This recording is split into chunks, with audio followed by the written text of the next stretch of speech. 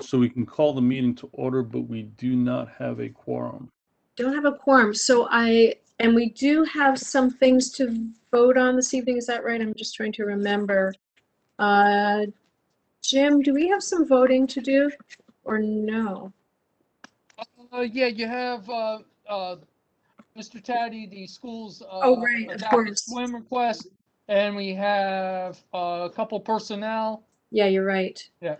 Okay. Let me. Oh, Bill's here. Bill just entered. If you didn't, Perfect. So we have a quorum. before, what we've done is you haven't voted on, but you've approved stuff, and you vote on at the next meeting. You've done that before. Right, but maybe there are things that we want to. Well, personnel, if we wanted to, in case that's all you could have. Right. So, but we have Bill there. You're saying. Do we have a way to verify that Bill is there?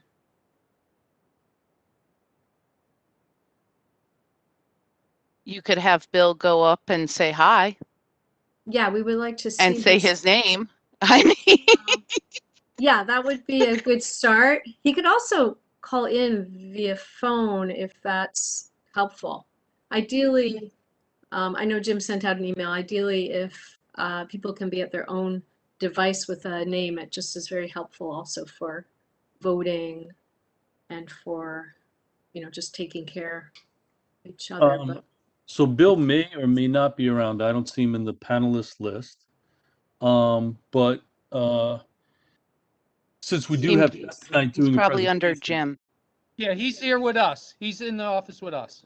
That's. We kind of need to. That's not okay. See. Why is that not okay? We need a visual. We need voting confirmation. We need to know when he's talking. And there are no in-person meetings. So. Can Bill does he have a phone he can hop on and call in?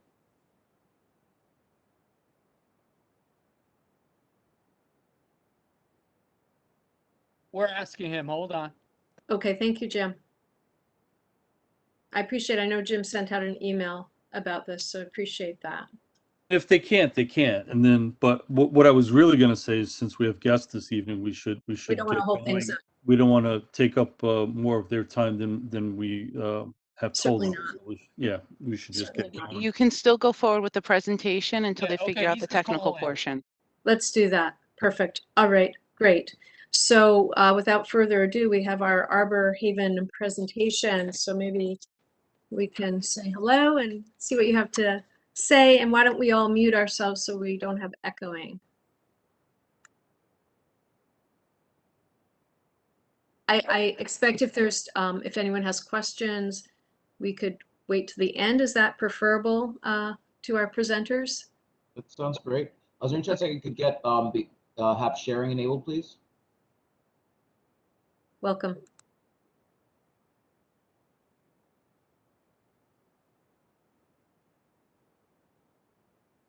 Was the baton passed to Alex so he can bring up the presentation? I currently do not yet have sharing enabled on my end. The host needs to make an adjustment, please.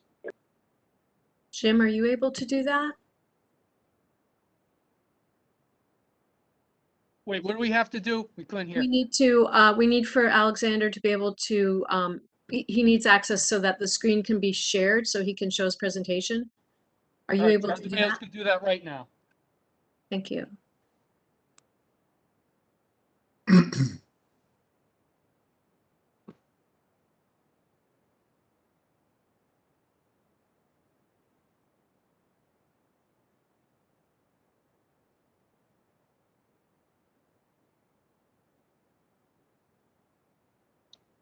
Okay, great.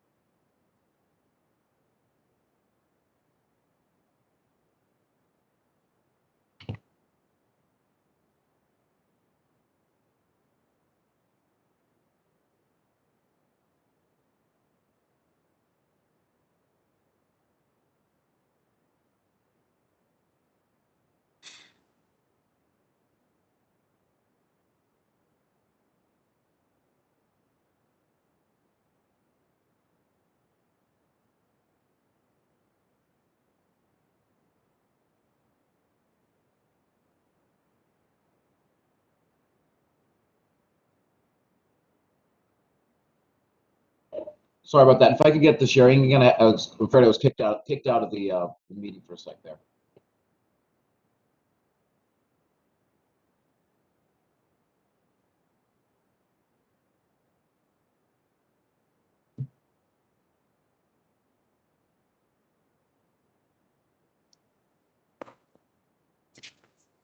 Hi, I'm seeing on yours that Alexander, due to low bandwidth. Yeah, Your I video's- so I had to exit and then rejoin. So Oh, I see.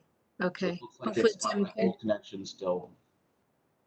great. Hopefully Jim can help you out with that.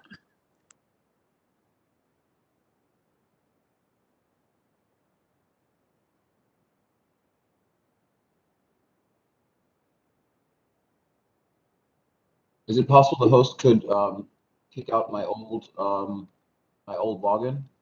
Any chance? Perhaps right click and then disable me.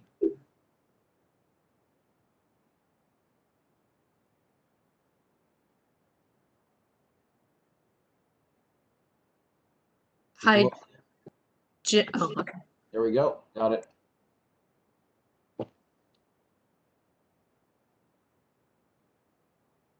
There we go. Hey, there we go.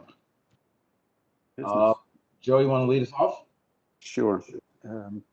My suggestion is that we spend 5 minutes just giving a general overview of the proposal for the Woodbridge Country Club. And then we'll just delve into questions. So Alex, maybe scroll forward a little bit to yep, that looks good. The proposal here is to try to integrate open space and several housing needs into one project. There's a fair amount of territory to work with, about 150 acres. We're proposing interspersing the homes between the trees rather than in the trees. Alex and I spent several hours walking the property, both impressed by the maturity and variety of the trees on the country club site. And we kind of made an informal vow, we're going to build something here without touching one tree.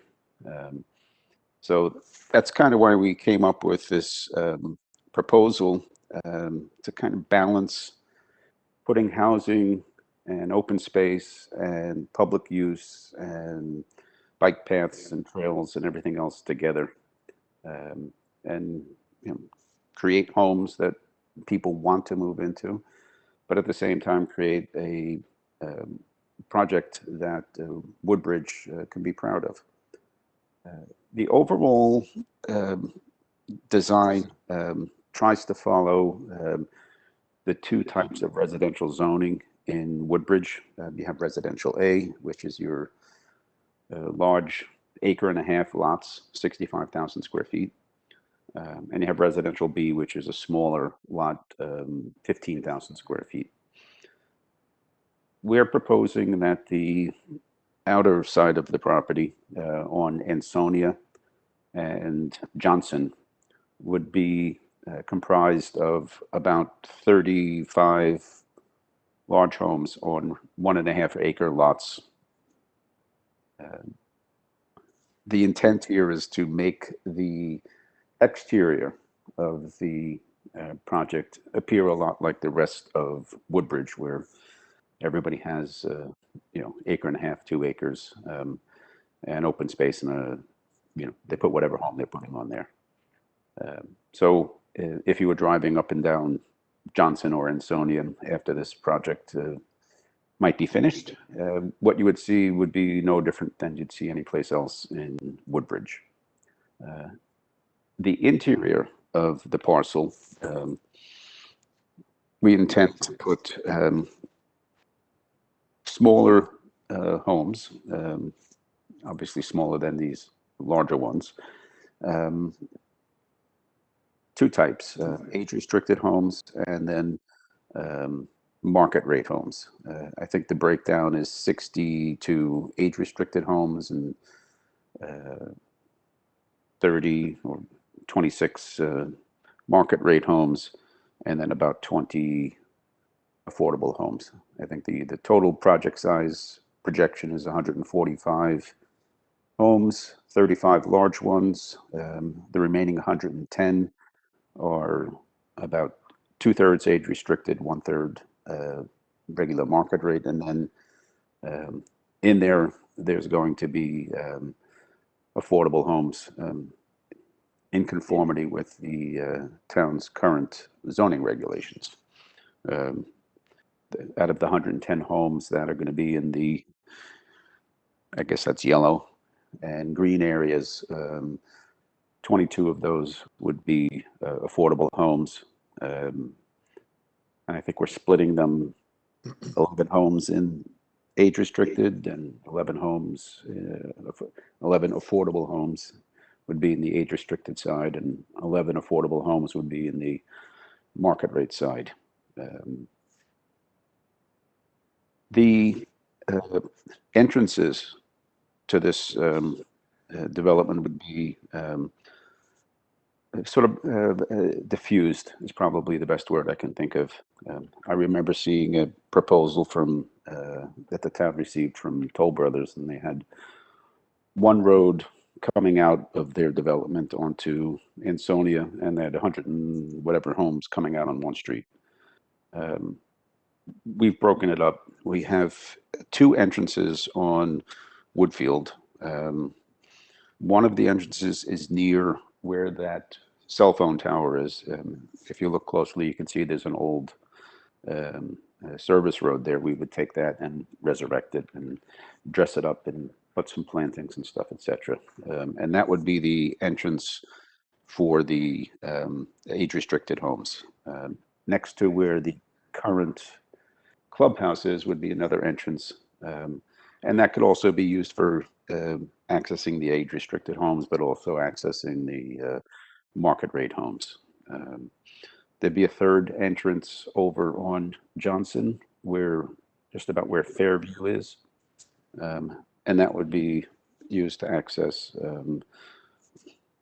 either of the two sections there, the age-restricted or the market rates.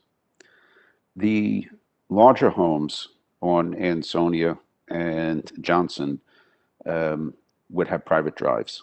And I think Alex has shown that there's like that gray area up in the large lot home purple area.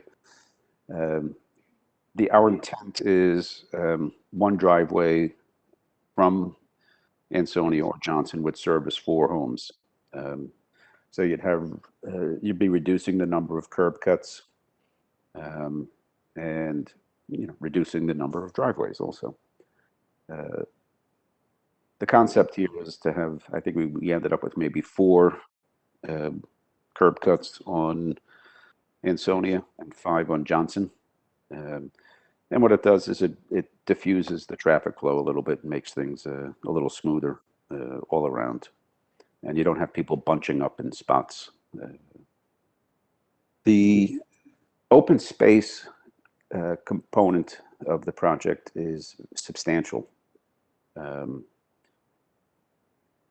We're planning to deed back outright to the town about 50+ acres of open space. That does not include probably an additional 12 to 15 acres of open space, which will be woven into where the homes are.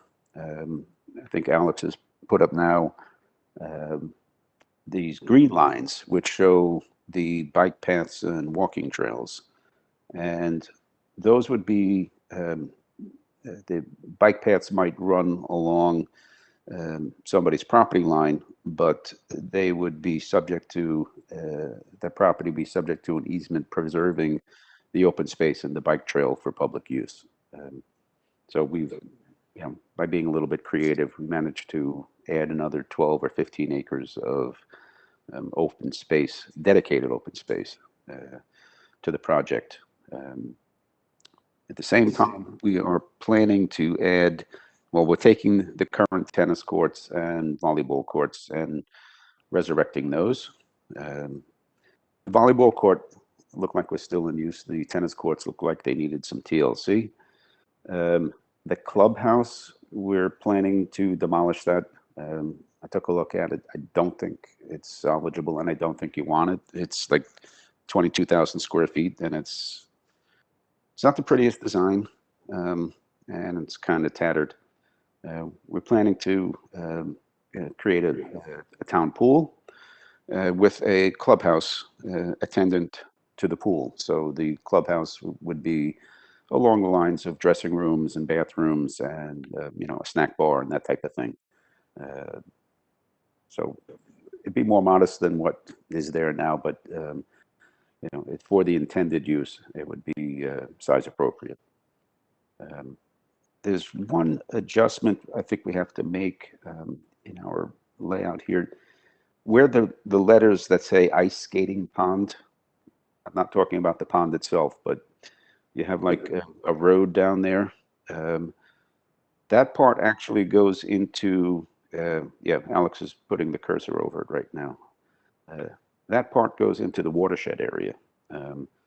And we would not be building there, and those roads probably would not exist. We'd started out with a different configuration, and as we've modified things as we've gone along, we adjust and we amend. So that part down there, which is in the water conservation area, would just remain open space as well. There'll be a little adjustment around some other sides, but probably increases the amount of open space, dedicated open space we deed back to the town. Yes, up on the top, the pink square or rectangle up near Johnson and Ansonia, that would be a playground. Spoke to Dr. Budd and at the schools.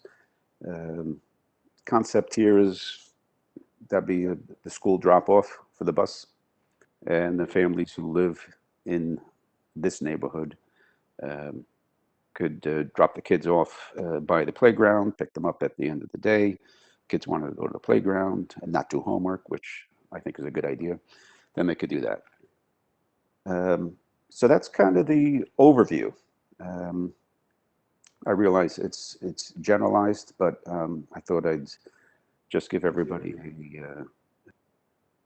some orientation so that we can take questions.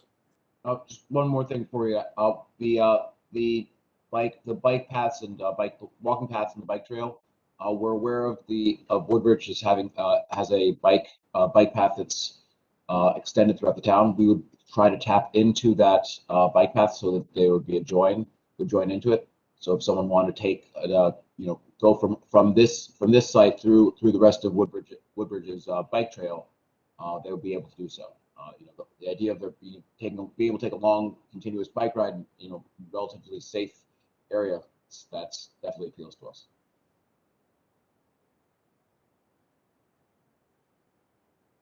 So questions, please. Thanks very much. I have a couple of questions. Thanks very much for the presentation, for coming to this evening's meeting, because you're doing another meeting for the entire town. Is that Wednesday? We have so many meetings, I'd have to check. Yeah. We just had one earlier, and there's, I think, a list of 7 or 8 that we're in. Okay. I don't remember off the top of my head when they Yes, there was a public meeting Wednesday at 7 o'clock. At 7. Okay, thank you. So I had a couple of questions. I didn't see Jim Franco had forwarded us materials before the meeting, which was really handy. So thanks for providing those, and thank you, Jim, for providing those. Are there any homes that are accessible in the plan for someone who has physical limitations? Is there any ranch style or other accessibility options available? The almost by definition, the age-restricted homes would be mostly single level because master bedroom goes on the ground floor. That's the design. All right. If there was a call for particular units that needed to be for wheelchair accessible or something like that can certainly be incorporated into the project.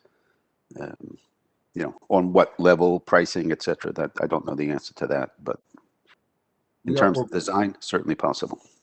We're very well aware of how, you know, a few little attentions to design details make a big difference for some people's lives, and we would absolutely integrate that on a case-by-case basis. But we are definitely amenable to adjusting units.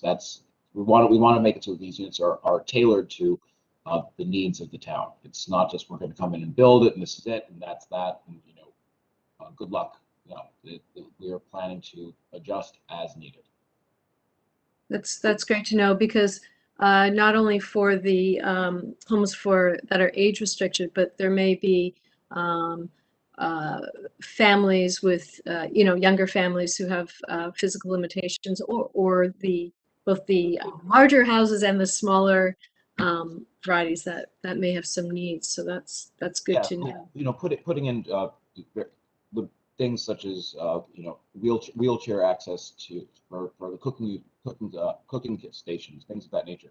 Those little design things with just a bit of attention, that we can do that. And the plan is to have all these homes be individualized. We're not trying to just take a shotgun and fire it off across the site. But you can see from the design here, this is representative styles. These are not the ones we're actually trying to build, but just showing we're planning to do something that's different consistently. We don't want to have cookie cutter exactly all the same. That's boring, but also doesn't fit into Woodbridge's design style. And we don't have any interest in doing something that is that looks like it just came out of a production line. It's intended to be for Woodbridge itself. Terrific. It's nice for someone to have. It would be important for someone to have access to their entire house, even if if the first level is accessible. I see this one plan down on the left-hand side. That looks like that's completely ranched. So that's good to know that that's an option.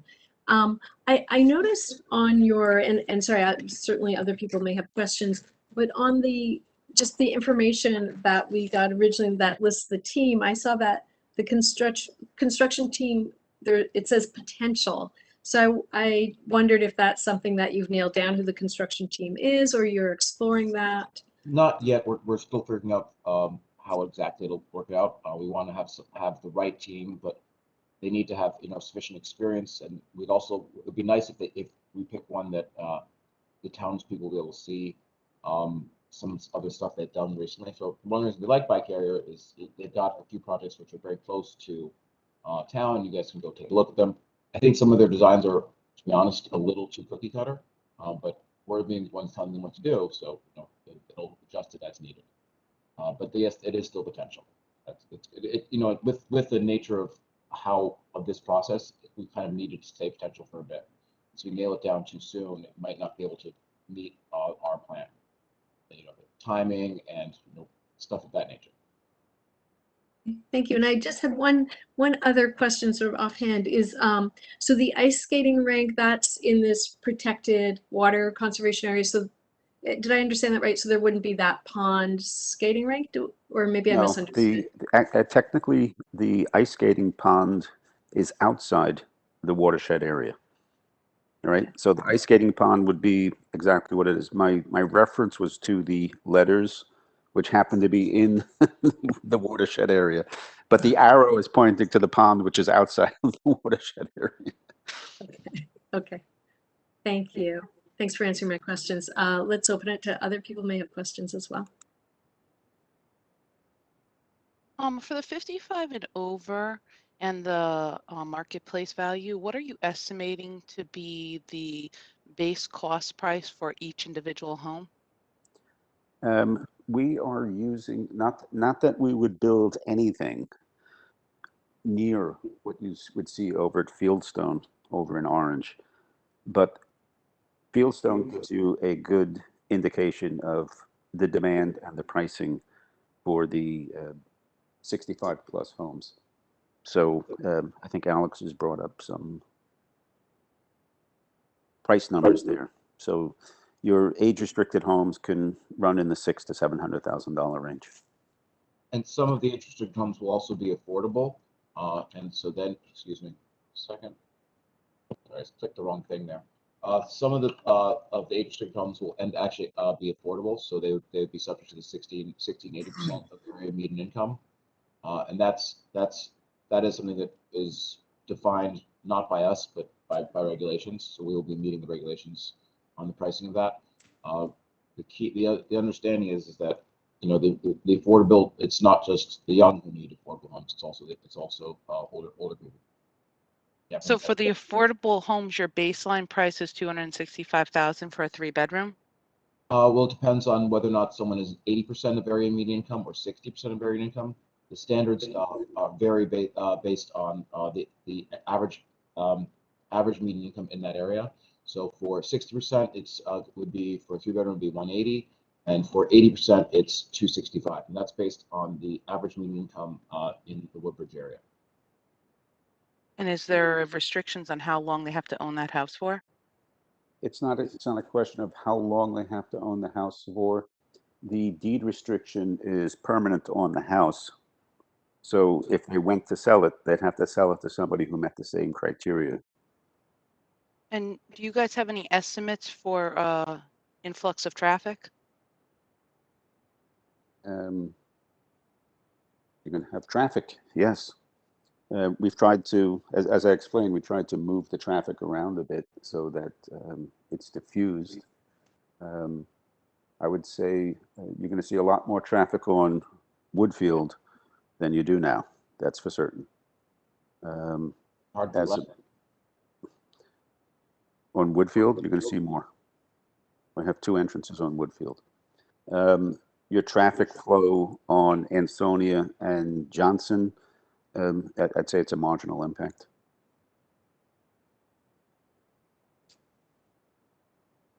Okay, thank you. Thanks, Teresa, for your questions. Are there others who have questions? Yes, Andrea, I have a question.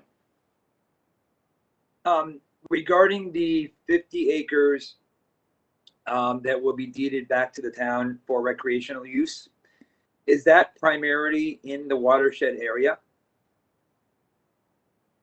It's spread throughout. You see that in this plan here, you've got the dark green, and then there's the section of the south, which is the Y-shaped street. That actually is not going to be there, so that probably is going to be included in the open space area. But you can see there's acreage on both sides of Woodfield, and for the most part, the open space will be on the eastern sides of the site. But again, you've got the walking paths and the bike trails just interspersed throughout the site, so people will still be able to enjoy walking around. When we were there, people were walking their dogs, and it's clear that this is an important place for town for people to relax. We want to maintain that, and with planting and stuff, it'll still be there'll be a private nature to it. People aren't going to be looking into your back window or something. In direct answer to your question about the watershed, the only part, I looked at the watershed map, the only part of this parcel that is in the watershed is that Y-shaped road right by where it says pool. Right? And as I mentioned, we're not going to build there. The map that we drew was, an earlier iteration. We amended as we go along. And when we saw, we don't need that space to do the project. So that most of that, put it the other way, all of the space that's in the watershed would be deeded back to the town as open space. So And actually, that piece right there, if you've been to the clubhouse, where you can look down the hillside, that's what that Y thing represents. Right. So it's a beautiful view from up there, and actually that would remain intact. One map that I saw, it said Sledding Hill. I know people go sledding there. Mm-hmm.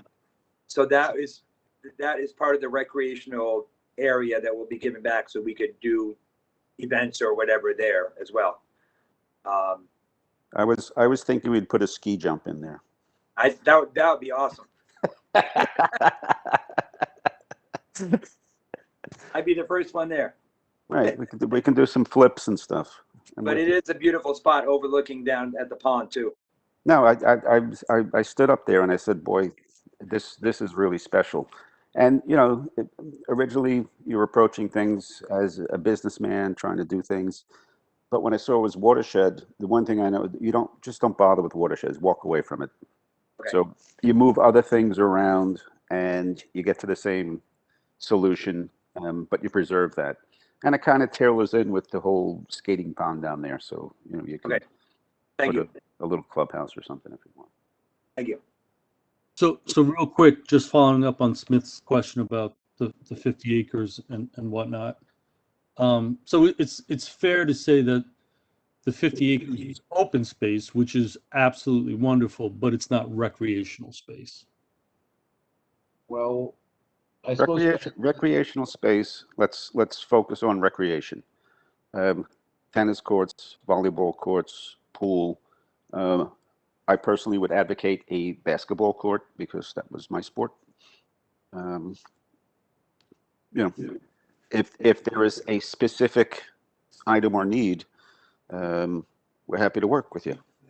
We just need to know what it is. Nobody's told us, oh, we'd like to see this, or somebody wanted that, or yeah, I we saw think one of there your was, presentations talked about I think boxes there was and stuff like something about there's a pond somewhere up at the top there, which looked like a good place for the model boat club, but that was just my idea. that. Oh, this little thing right here. No, that would be really nice for little model boats, definitely. So with the nice stone wall on the western side of it. So to understand this better, is it reasonable, or when would you have a more detailed a plan to present to commissions, so we could have a better understanding of your vision of what is going to be public space? Because I don't see it right now. You mentioned, you know, like the sledding hill. I have no concept of how much space that would entail that you would offer in that particular area, and things like that. It's really hard to imagine at this point. Well, part of the approach that we're taking is the collaborative approach, and we are actually looking for you folks to give us information so that we can refine the project according to what the town would like to see. That's part of the iteration that we're going through here. So to the extent that you are able to say, oh, you know, I'd like the sledding hill to be 20 acres. All right, fine. See what we can do.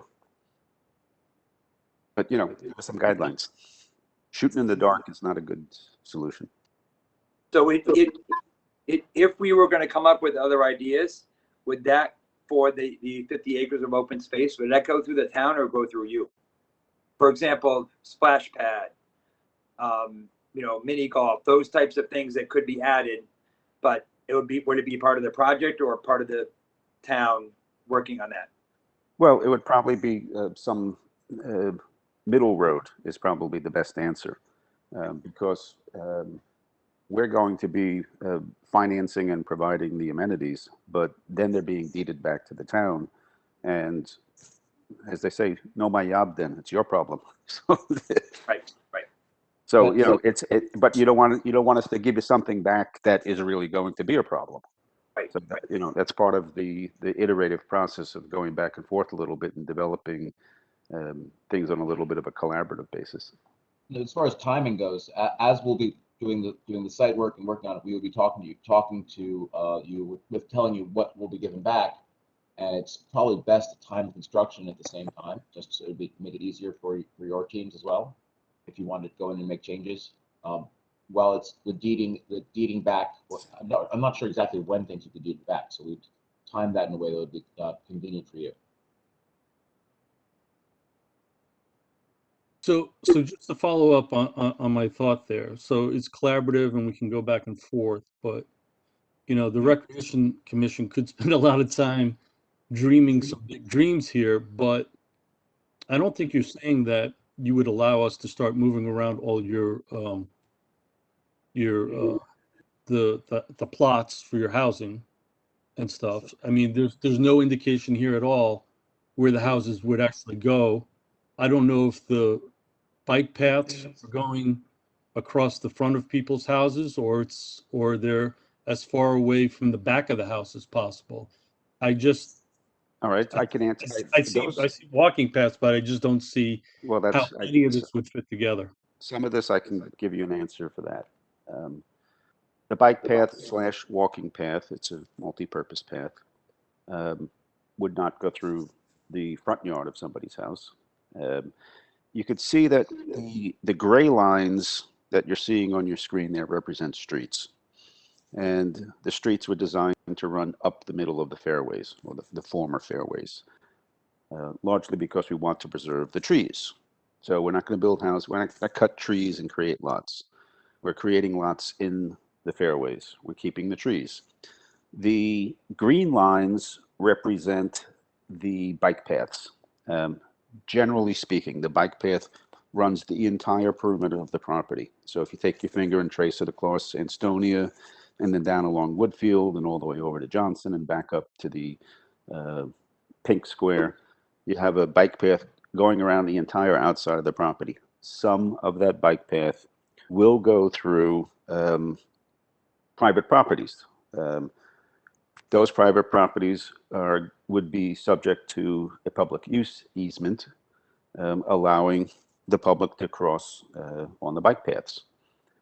There are 2 crossing paths. If you go down to where the orange thing representing the tennis and volleyball courts are, right by the clubhouse, there's one that cuts across to the ice skating pond. There's another one that cuts across from where Fairview is up on Johnson and goes all the way across to the other end of the property. And then you have 3 bike paths running vertically through the property. Those 3 bike paths running vertically through the property are in the existing tree lines, which are double width tree lines. If you've walked the property, you'll notice that the fairways often are separated by a single tree line. There's a group of them which are separated by double tree lines. The double tree lines are perfect for running a bike path through there. So the bike path, by the way, would not be paved. It would be a gravel, large core gravel base with item 4 on top. So it would be permeable. You wouldn't have runoff issues. It lasts forever. And the upkeep and maintenance is very, very reasonable because you're going through trees, tree roots move stuff around. If it's paved, it gets broken up. If it's gravel based, guy goes in with a wheelbarrow and a rake and it's back together in an hour. So that's the story largely on the bike paths. The large homes that would abut Johnson and Ansonia would be a little bit of a different story. The other bike paths that we're talking about running through the middle would go through the backs of people's properties in the tree lines. The ones on Johnson and Ansonia, those bike paths would be abutting the road and would be at the front of the lot and it would be a private lot. Those lots by zoning regulation have to have a minimum 50-foot setback. And the first 25 feet of that would be subject to the public use easement for the bike path and walking path. So that's largely the story on that part of it. Okay, so that sounds good. So the double tree line actually is a natural, privacy kind of barrier. So that's nice. Just to be clear, the exterior path, especially on Johnson and Ansonia, so that you're not intending that part would be, you would be biking on the road. You're saying that you're actually going to put in. It's in the trees. It's in the trees. Yeah. The last thing you want is to have, I like biking a lot. The last thing you want to do is have cars speeding by you. No way. Right. Okay. clarify. No, thank you. All right. Well, if you go along Johnson well, particularly Ansonia, if you go along there, you'll notice that there's a tree line there. You've been up that road. I've been up that road. Yeah. And you keep the tree line, and I went in there, deer, chicks, and all, and you can run the bike path through there. It's not a major issue. Where we as developers are taking a hit, so to speak, because we're building larger homes there, but we're telling the homeowner, oh, you have a bike path running across at the front there. So it diminishes what you can get for the house because, some people, I want my privacy type of thing. That's not what this is about. This is about, it's a community thing. So, people have to make their choice, obviously. Okay, thank you. And again, we looked at the presentation was put together for changing the town center, talking about bocce, seating, stuff of that nature. We're open to any input as to what you think would be a good use. So if we're talking about putting the basketball court or as well as tennis, volleyball, you have other ideas, just let us know, please. I do like the basketball court idea. We do not have a full outdoor basketball court in town. Okay. At least I don't think so, unless there's one at the back of Beecher, but I'm not sure. Except it can't be used during school hours. The one in Right.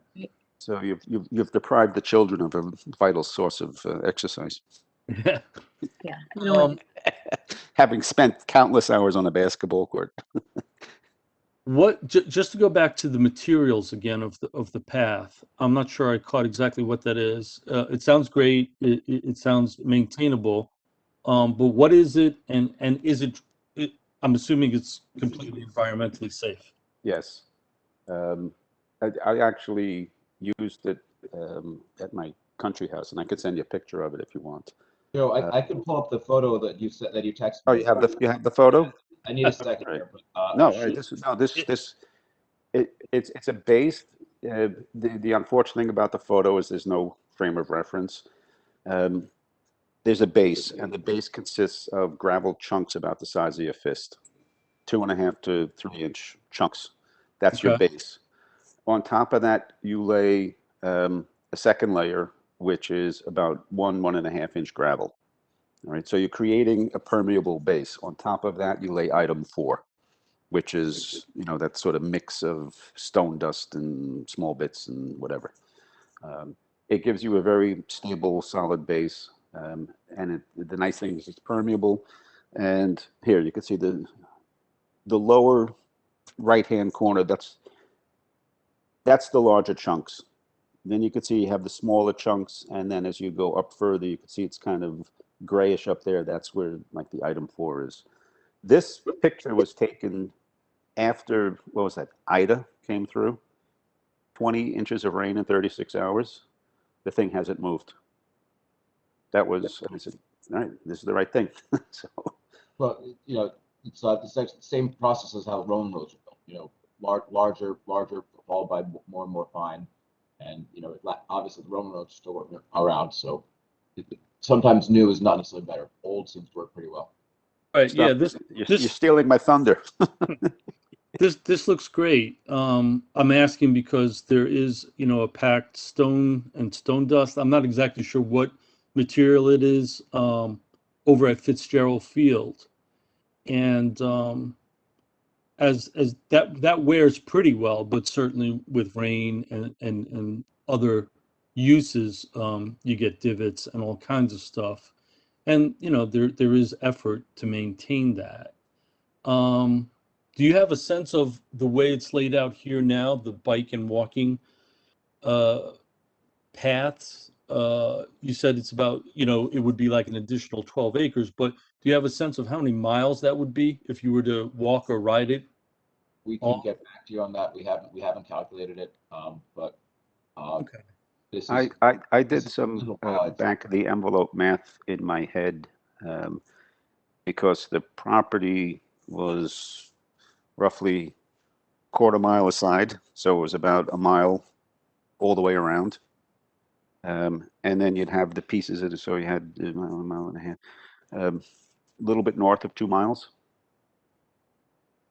Okay. So as good as it is, it's not indestructible. So there is 2 miles of walking paths the town would need to be mindful of maintaining. Yeah, well, I mean, the trick to the path is the big stones on the bottom. If you don't Okay. have the big, you know, 2.5, 3 inch chunks at the bottom to allow everything to drip through, that's when you start to get the shifting and the runoff. Yeah. Like, so if you look at, clay courts, clay tennis courts, the drains next to clay tennis courts is always full of junk. It's because you don't have the large enough sizes. So we try to layer them there to prevent just that. We very much agree that last thing you want is stone dust dripping into everything and just mucking it up. It's not. It is that long-term viability is a core part of this. We want to make it last as long as damn possible. Okay, great. Thank you. I actually, the bike paths are on private property. And there is a homeowners association associated with this. We call it homeowners light because it's not one of these ones where they get into everything you do. So you could actually structure it so that the people who live here could pick up some of the burden of maintaining the paths because it is on their property. It's one possible avenue, Michael. Mm-hmm. Yeah, that's a good thought. That's a good thought.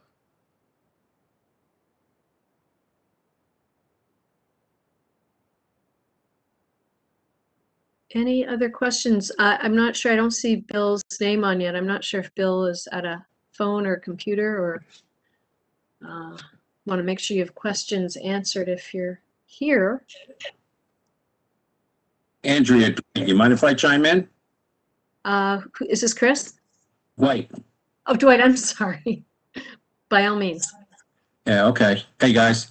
I'm on the Board of Finance, and I'm the liaison to the Rec Commission. So I've seen the packet, but I haven't really gotten a chance to question you. But when do you plan to build the pool, the clubhouse, and fix up, the tennis courts and the volleyball? Is that going to be early on, or are you going to wait until you're done with the project and then do that? Simultaneous is probably the best answer I can give you, Dwight. And that's a general answer. I understand. Yeah, it's really general. I mean, okay. So let me ask you another question. Okay. Your schedule, you're saying is you need 24 to 36 months from the green light to go to complete the project. Is that correct? That's, yeah, you got to lay sewer, you got to lay water, got to lay street. I mean, right, this is not a layup. Okay. And then the question is that once the pool is done and the clubhouse is, and the clubhouse and the snack bar and the tennis courts are all done, then I'm assuming, when are you going to deed it over to the town? Is this going to be done after approval of after you finish your project? Or is this going to be like, if you finish the pool like a year into it, year and a half into it, would you deed it over to the town and let them run it? All right. Let's work with your assumption there that we've finished it a year or 18 months into the project. Then we deed it back to the town at that point. Why would we? No, I'm just asking a question. Yeah, no, but the question has an assumption in it, and you're talking about. So your question, if I want to rephrase it, is Dwight, you're saying to me, oh, Joe, what's the construction schedule? I don't have an answer for you right now, Dwight. Right. But once you do complete these items and they're in use by the town, then you would essentially deed these over for the town to run and maintain. Yes. We don't want to be running the pool. It'd be it's your pool. I think that if I'm sitting around poking into the operations of a pool, and that's not the way we should be going. There Yeah. are certain things that, I mean, we haven't worked out details, Dwight, regarding, you know, the timing and the specifics, but let's explore it a little bit. There's a big chunk of property to the east of Woodfield, where the words tennis and volleyball courts sit, not where the tennis and volleyball courts are, but where the words are. That's a chunk of property that's getting deeded back to the town. We have no intent to build anything there. You're back to the town right away. Right? Okay. Where the words, again, words, ice skating pond sits, where the watershed area is. We're not going to build anything there. Get back to the town right away. Right? Okay. Tennis courts, volleyball courts. Obviously not a super big job to resurrect those and bring them back to working condition. So it can be done early in the project rather than late in the project. All right, when it's done, give it back. Pool, clubhouse, probably later in the project because, you know, it's sitting in the middle of the construction area. And actually what we were exploring the idea of taking the existing clubhouse and using it as a staging area for the construction. You know, supplies, materials. You got 22,000 square feet there, which is not going to survive, but Right. it can be repurposed temporarily during the construction project. Okay. And it creates an efficiency for us, which we would like to take advantage of. So I would say the pool, based on that, the pool and clubhouse would come later rather than earlier. Okay. All right. No, So I'm that's all. I was just curious. That's all. yeah, the playground, the pink one up at the top, probably closer to the end than the beginning. Yeah. Because you're building houses there, you're running roads in there. The water main has to come through there, right? I mean, you got a bunch of stuff that is going to impact that one. Okay. Is this all, I have a question. Is this all, is this well, or is the water town No, water? I spoke to the utilities. There's water and sewer from the utilities here. Okay, thanks. And Alex, you're supposed to chime in now about the runoff. Oh, yes. So as you guys know, there's already a creek on the western side of the site. And during lots of heavy rain, it actually fills up pretty quick. We've heard. We've also heard there's some homes that the water gets pretty close to. With the use of storm drains on the site, where it's actually going to slow the runoff throughout the entire site, so it's actually a better water management than previously has been there. And as we see more and more rainfall over the coming years, at least that's what's been projected, having good water management for this very large site that doesn't have standard forest on it, it's a big deal. So by putting in the storm drains, we'll actually reduce the speed of water coming off the site, and probably will have long-term benefits for the town. But best of all, the creek will be less likely to overflow. Yeah, a few other questions. One is, we market this. Are you planning to build any spec homes up front? You planning to build like 15 spec homes, just on the site to get it going, and then start building from there, or are you going to build when somebody actually purchases a lot and picks a home out? The answer is both. All right. Okay. Your larger homes, all right, are going to be more custom than conventional. So those tend to be more oriented towards somebody comes and says, I want this, and Bob, so you're doing it on contract. The other ones tend, the age restricted, probably all going in as a one slug, because we know there's a very strong market for that, right? And they tend to be very similar. I mean, it's, master bedroom on the ground floor. The affordable stuff, one slug, all right? And the market rate houses probably comes as one slug too. On the affordable housing, would you consider, if the town asked you to do it, to increase the number of units more than 2022, like 35, 40? Because it's difficult because you can never make a penny off of those. You never make a penny off of them. Sorry? You can never make a penny off of those things. No, I'm just asking you, if the town came back as part of a negotiation, would you consider increasing the number of units? Now, are all the affordable units single homes, or are they multiple units? Your town's zoning regulation says that the affordable units are supposed to be, quote, multifamily. The regulation's definition of multifamily is it has a connected wall. So I think Alex can bring up a couple of pictures about. All right, here you go. So the bottom row, on the lower left, you have a ranch style affordable home. This would be done as a fourplex. The back wall would be the common wall, and then the garages would be a second common wall, so you have two sides connected. There is, on the lower right, you have what you would call your traditional townhouse type. This, probably with a garage, maybe not. We haven't answered that question yet. But your zoning regulation calls for some sort of common wall for it to be classified as multifamily. So we're not looking at apartments, which is your standard multifamily. We're looking at something that approximates a single family home, but would meet the definition of multifamily. Right. Okay. So you consider, if the town came back to you and asked you to consider increasing the number of affordable, because this is something that I'm on the housing committee that's actually an issue right now, with the town. You have.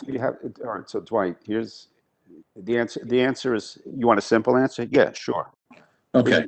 We can build more.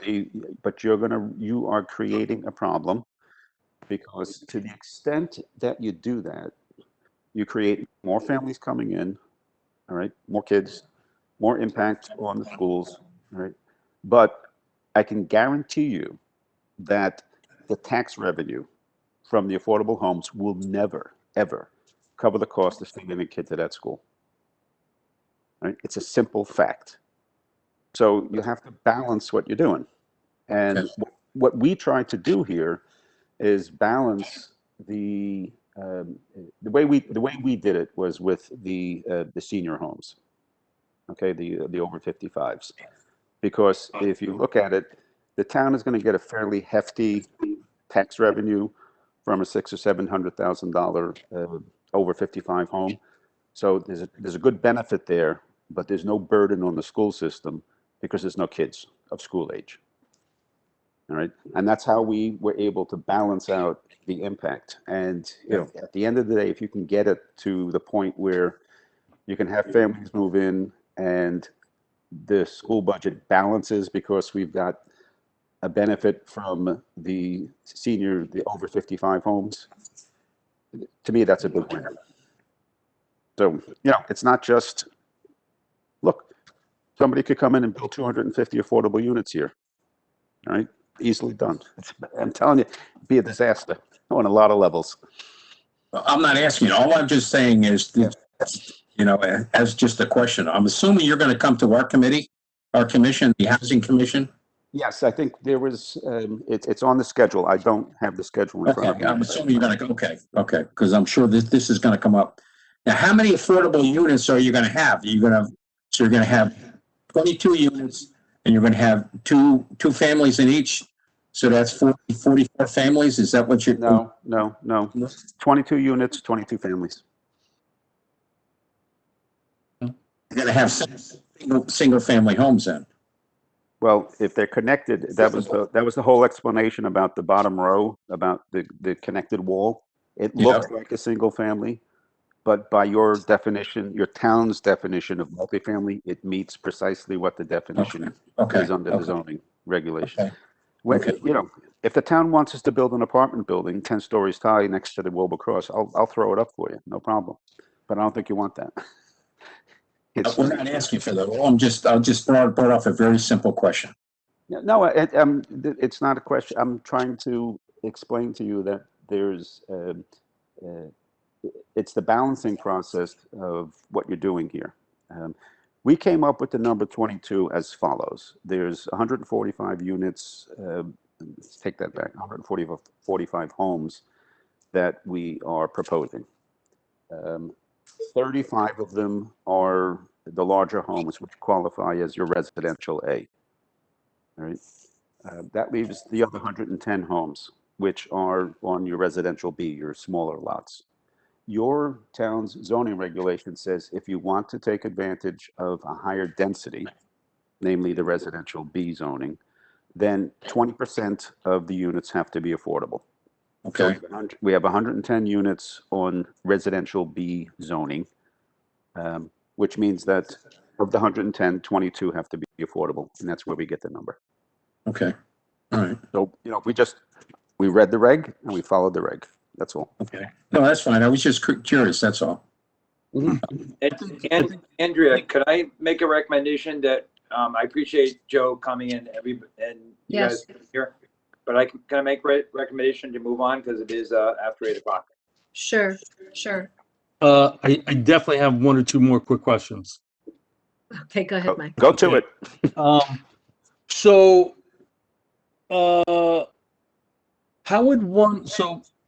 how does the public engage with this? Meaning, I want to go bike riding over there. Where am I parking?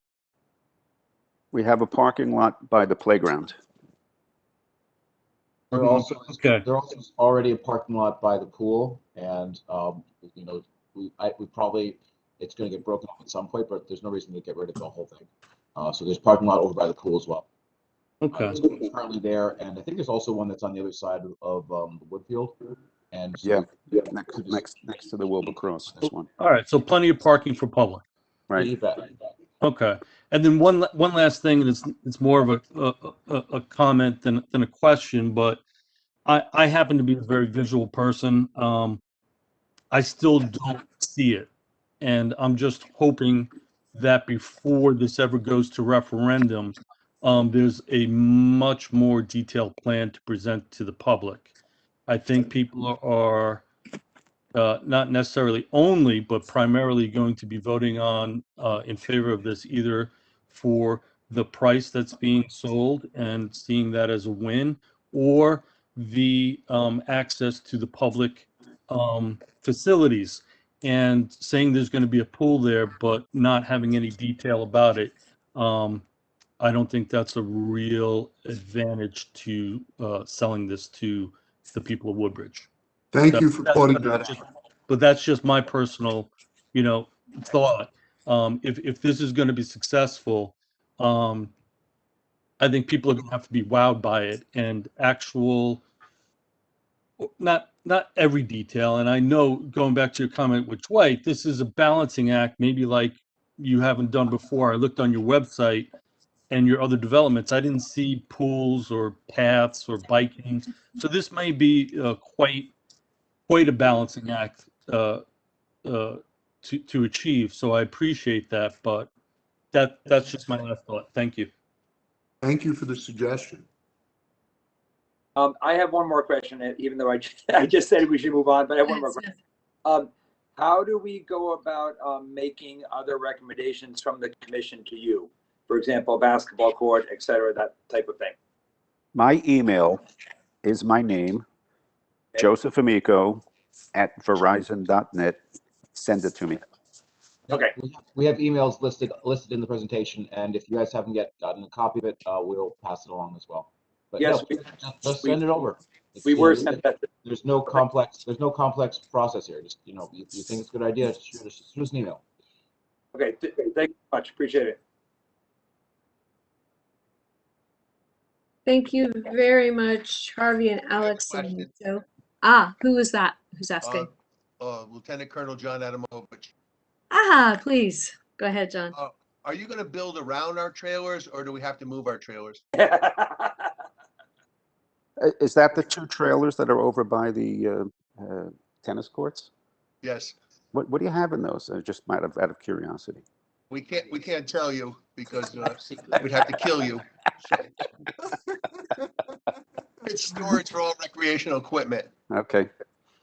Well, no, I mean, if first of all, they're ugly as shit, you need to get them out of there. Putting that aside. Are you gonna paint them for us? Are you gonna move them, or do we have to move them? No, why don't, why don't we, incorporate a storage area? Some sort of storage building that, at least is tasteful.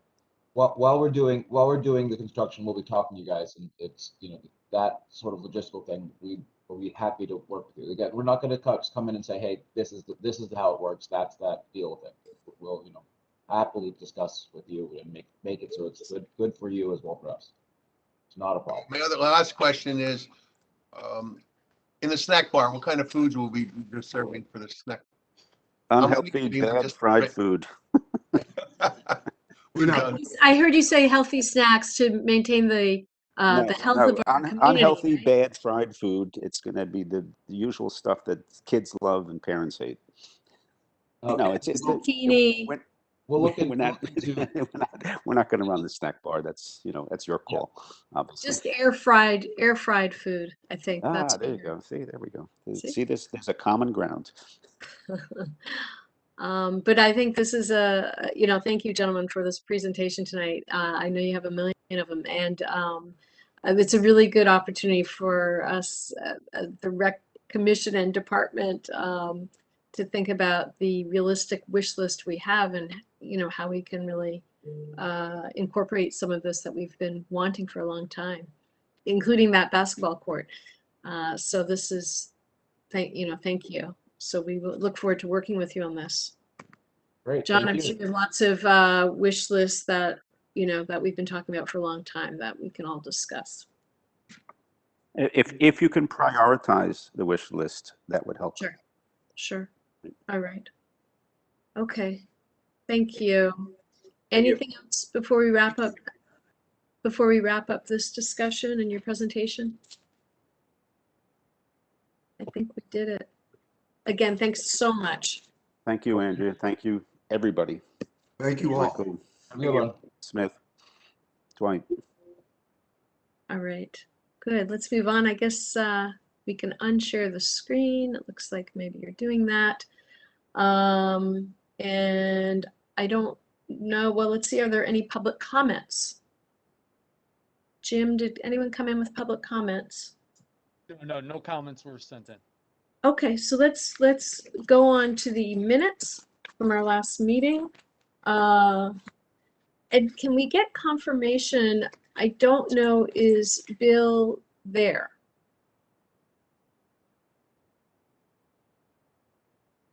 We're trying to figure out if we have a quorum.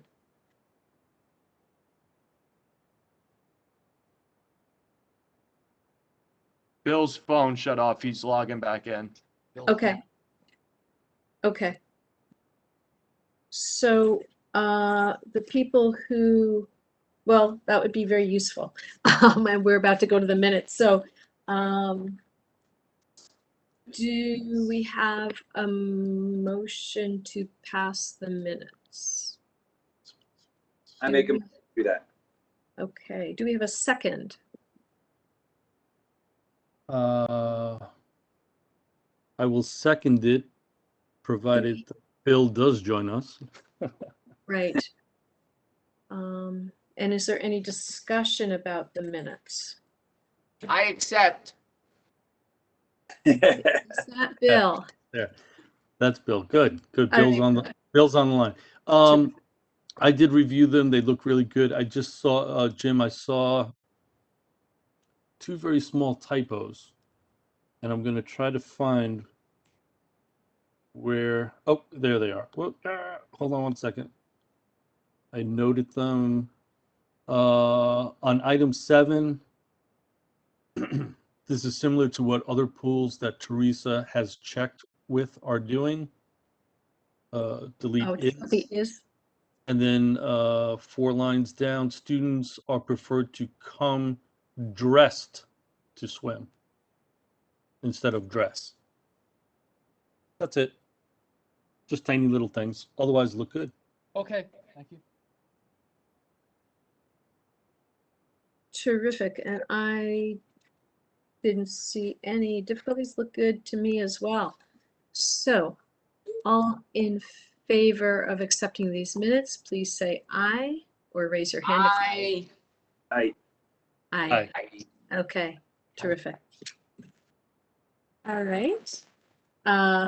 Next is me. And just to keep it brief, because we are at 8:14, again, just want to thank the rec department for continuing to keep our community healthy from the youngest to the oldest, and all in between.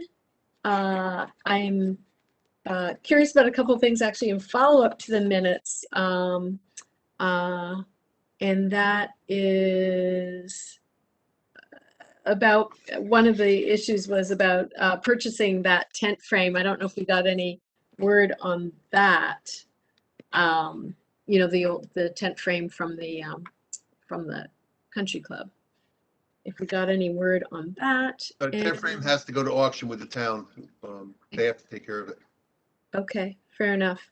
And I know we'll have Dave Cohen's report, which is in this packet, and just really appreciate the responsibility and the good creativity to repurpose supplies so that they can be used for recreational purposes. That only $200 was spent on some of the art supplies and things. So I really appreciate the care that you take to really use all of the supplies at hand and really work very hard to stay within budget and come under budget. So thank you to all of you who work so hard to keep these programs going.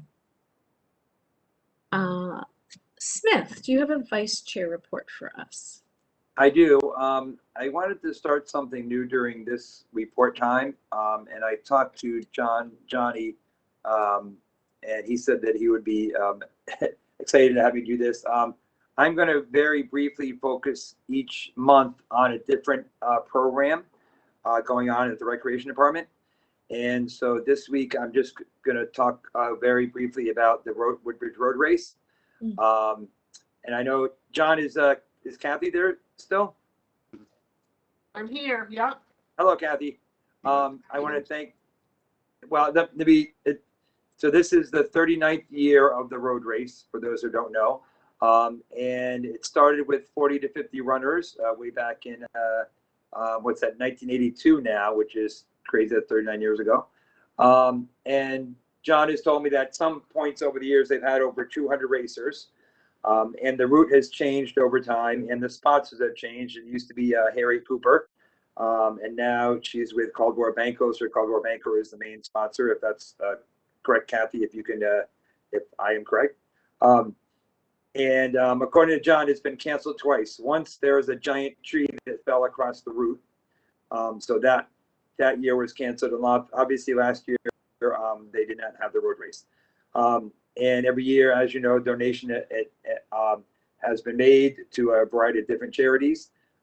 So first I want to say thank you to Kathy and John for continuing this tradition of the road race.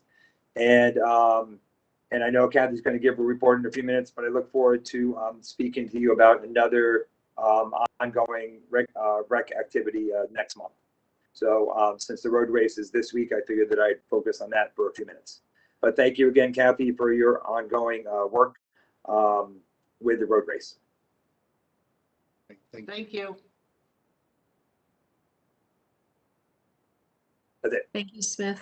That's great that you're focusing each week, and yeah, of course, we echo thanks for all of your hard work on the road race. The pool. Do we have a pool report? Andrew, you missed a liaison report. Oh, I'm so sorry. You're right. I did. Liaison report. I'm sorry, David. What have we got? Really, other than the fact that we've spent a lot of time, of course, at the board with the Arbor Haven group, and the board did encourage them to reach out to all of the appropriate commissions and committees to explain and get as much input as they could get from the various delegated authorities in the area that are interested. So you've had that first opportunity. There are other opportunities, as you mentioned, like this Wednesday when there's a general, the general discussion with the community for anybody who wants to ask questions of them. And other than that, I don't think there was anything at the board meeting that was of particular. It wasn't any issues that you had raised with me or asked to have any clarity on. So, and if you have things that you would like to put forward specifically for the board to talk about, I'm happy to be a vehicle for that, or to help see that those things get on the agenda. But of course, those generally go right through Beth, so we can. I'm just here listening to see what you've got, what you've got going, and it's always a pleasure, because I think the rec committee is one of the more active groups in town. Thanks, David, and great to have you on board. One issue that I've raised in the past, so I'll just keep raising it until maybe there's some work on this, and maybe there has been work, is that by the gazebo, some of the wood by the gazebo posts seems to be rotting a bit, has been for a while. And then over the where the non-working clock over Old Center School, I don't know if that can ever be working again, but there's a piece of wood that looks like it's kind of ajar. So these are both areas that I think the sooner, as I've said before, the sooner that can be repaired, the less expensive a repair I would imagine it would be. So just in terms of saving the structures and saving the town money, I would encourage that to happen. I did raise specifically the gazebo question, and was told that that is on the list of projects for the town. So I know that's being addressed. They have taken steps to move that forward. So I know that they're aware. And as for the molding around the clock, I'm not sure on that, but I'll see what we can find out. Yeah, it looks like it's kind of one, I don't know, 2 by 2, or I'm not sure what size, but it's just sort of crooked. I don't know if it's gonna, I risk it falling, but thank you for following up with that. Okay. Any other questions for David? If not, we should go to Dwight for his liaison as our financial person. Yeah, we got the Board of Finance. It's been pretty quiet, but we're starting to focus in on our meetings towards the end of the year with budgets. So we've already established a number of dates and everything else, and we'll be going into that in more detail within the next month or two. We start our meetings late October, early November, for all the capital budgets, and then we go into the operating budgets right afterwards. So something that, again, everybody's asking that everybody try to keep whatever costs at a minimum. This is the common thing that's said every year, whatever we can do to keep the cost down and to keep maybe at a zero cost. I know Johnny doesn't like to hear that, but that's going to be going forward. So that's just something that it is. So, but we'll be working on that shortly. So, and the one thing I did want to mention too was, while I have the opportunity, is our league is going to be celebrating our 50th year next year, anniversary as a league. So we're going to have a huge ceremony. It's going to be on April 30th. Right now it's Saturday, April 30th. And it is it started, Johnny remembers it started in a group in a house around a kitchen table with a group of dads who formed the league in 1972. And now it's grown to where it is today. So just wanted to let you know that. So you guys are more invited, really invited to help us with that. And that would be Stan Gdansky's house. And Rita May. I didn't remember. I don't remember whose house, but. Oh, I remember, Steve White, because I was there. I mean, that's probably why you don't understand, but I was at the beginning. Yeah. We carried it along, but we got the ball kicked off to you. Yep, you did, but it's been going real well so far. So, and it's a big anniversary next year for all of us and for the town. Yes. So it would be awesome if we could find some of those first-year players. That would be Well, amazing. we got the presidents coming back. We're going to be inviting all the league presidents, the past presidents. We'll invite them as we did at our 45th. So it'd be really nice. It'd be a nice ceremony. So. But the 55-year-old kids would be great to invite them back. That's a great idea. The search is on. You need something to work on, right, Dwight? In your spare time. Well, that's exciting. Congrats. And sounds like John will be there. And hopefully all of us can make it. And well, thank you for the report. I know John works very hard to keep the budget down, so we'll continue to work on that. But yeah, go ahead, Mike. You have something. Yeah, one quick thought following up on Dwight's comments. Operational and capital budget and the operational budget. It's always good to remind, I'm not sure how many people watch this meeting or other meetings, but it's good to remind the people, the public in Woodbridge, now is the time to go to your commissions and boards that you would like to ask questions about budgets and get answers now, because I believe when the town is voting on it, it's too late. So now's the time. Just a reminder for the public to, they're more than welcome to approach our commission, but all commissions. That's it. Thank you for that important announcement. Okay. Any other questions for Dwight or David? Okay. All right. Thank you, gentlemen. Let's move on to the pool. Hello, can you hear me? Yes. All right. Short and sweet. Pool's reopened. Teresa and I cleaned it quite a bit down there. Dave's helped too. We're up and running swim lessons as well. Lessons are going very well on Saturdays. Parents drop off their kids and they are not allowed on the pool deck due to everything with COVID and everything. And that's pretty much it. We haven't had any issues with anything. How many swim students do you have? I don't have the exact number in front of me. Jimmy would have that. 22. 22. Great. Great. And I know you wanted to, Teresa spoke, I believe, last meeting, wanted to start off kind of slow in keeping with the other towns' pools as well. I don't know if you're beginning to think about adding lessons yet. I think the Tuesday, Thursday was suspended for now, but Yeah, just wanted to check in with you about that. we used to do two, but this time we're gonna wait to see what happens towards the winter and stuff like that, and see if anything if it gets worse or whatever, and then we'll make a decision then. But right now we're gonna just stay with Saturdays. Okay. And do you have any wait lists? Yes, Or is we have everyone- wait lists. Yeah. How many people are in the waiting wings? I was just curious what the demand is. It's probably, I would have to say, maybe 5 deep We've always had wait lists for Yeah. stuff. The only for our time swim lessons.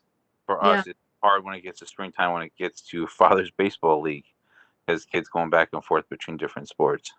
Right. Is there any way to No, nope. I'm already going to say no. So don't even ask the question. well, as soon We as we have- get all our kids to swim, the better. But Everything's working well, so we don't want to screw up the wheel right now. So we're gonna leave it. okay. So, we have to, Remember, we're a red zone. Woodbridge is a red zone. And the school has been having closed in at least 3 or 4 classrooms now. People have to get sent home again today. A child who was in recreation running club was sent in home.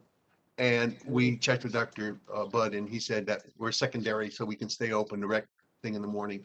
But being in that red zone and having this all happen, we're going to go very slowly. Everything's working out good. Teresa and Chris are doing a great job keeping it going. As if you open up too fast and then you have to close, people are going to be really ticked off. So we're trying our best and we're opening up slowly. Yeah, and Okay. we have everyone social distance down there. We're keeping them, as I told the last meeting, in pods. Yes. So if we had to trace down, it's quick. And I only have so much pool deck. So Well, these are just a little bit, not a lot at one time. You know, just a little bit. then like Johnny said, then you don't have to pull everything away. So Okay, okay. We trust your judgment. Just good to check in. I didn't realize where we were with the. Yeah, I've already been asked to see if we can add, and I've made it very clear. So Not as of yet. I hear you loud and clear. I'm sure when you can, you will. yes, exactly. Okay, all right. Any other questions for Teresa and Chris? Yeah, so to follow up on adding anything, we were sent a document about early bird expenses to start early bird again or expand it. I wasn't clear what the document was for, and maybe someone could walk The us. document was for Tony. Tony called up and asked about early bird, and because it's a program that costs a lot of money and there's no income coming in from that. So I put down exactly what it costs for the cost of it. And in our budget, we only have $15,000 because of COVID. We cut back, and there's nothing in the budget. I have no money, so it's a $47,000 budget. I have only $15,000 in my budget, so we're short 31,000. So if people want to have that program, they're going to have to, come to the Board of Selectmen and talk to them, because Tony said we have a zero budget and we're going to $15 an hour minimum wage. So I have to incorporate that into my budget and still come up with a zero. And that's the only thing we do is we're going to try. So there are a couple of programs that I'm going to have to really look at. That would be the fitness center, not expanding, opening it, and early bird.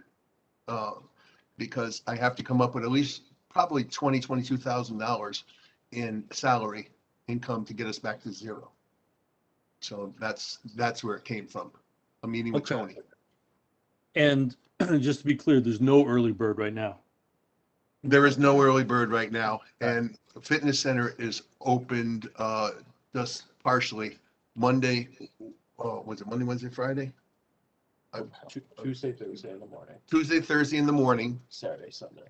Saturday, Sunday. Okay. It's going to be Monday, Thursday in the morning. Monday. Just 2 days. People were wanting early bird in the day. I have enough money to open it up just two days. So we're trying to squeeze everybody in and just open it up with what we have, because budget was cut too. I'm sorry, so the fitness center will be Monday, Thursdays, and then the Saturday, Sunday. That's what you're saying, right, John? Jim, we have, Yeah. Yes. Monday, Thursday in the morning, and then we're open Tuesday, Thursday evenings. Tuesday, Thursday evenings, and Monday, Thursday morning, Saturday and Sunday.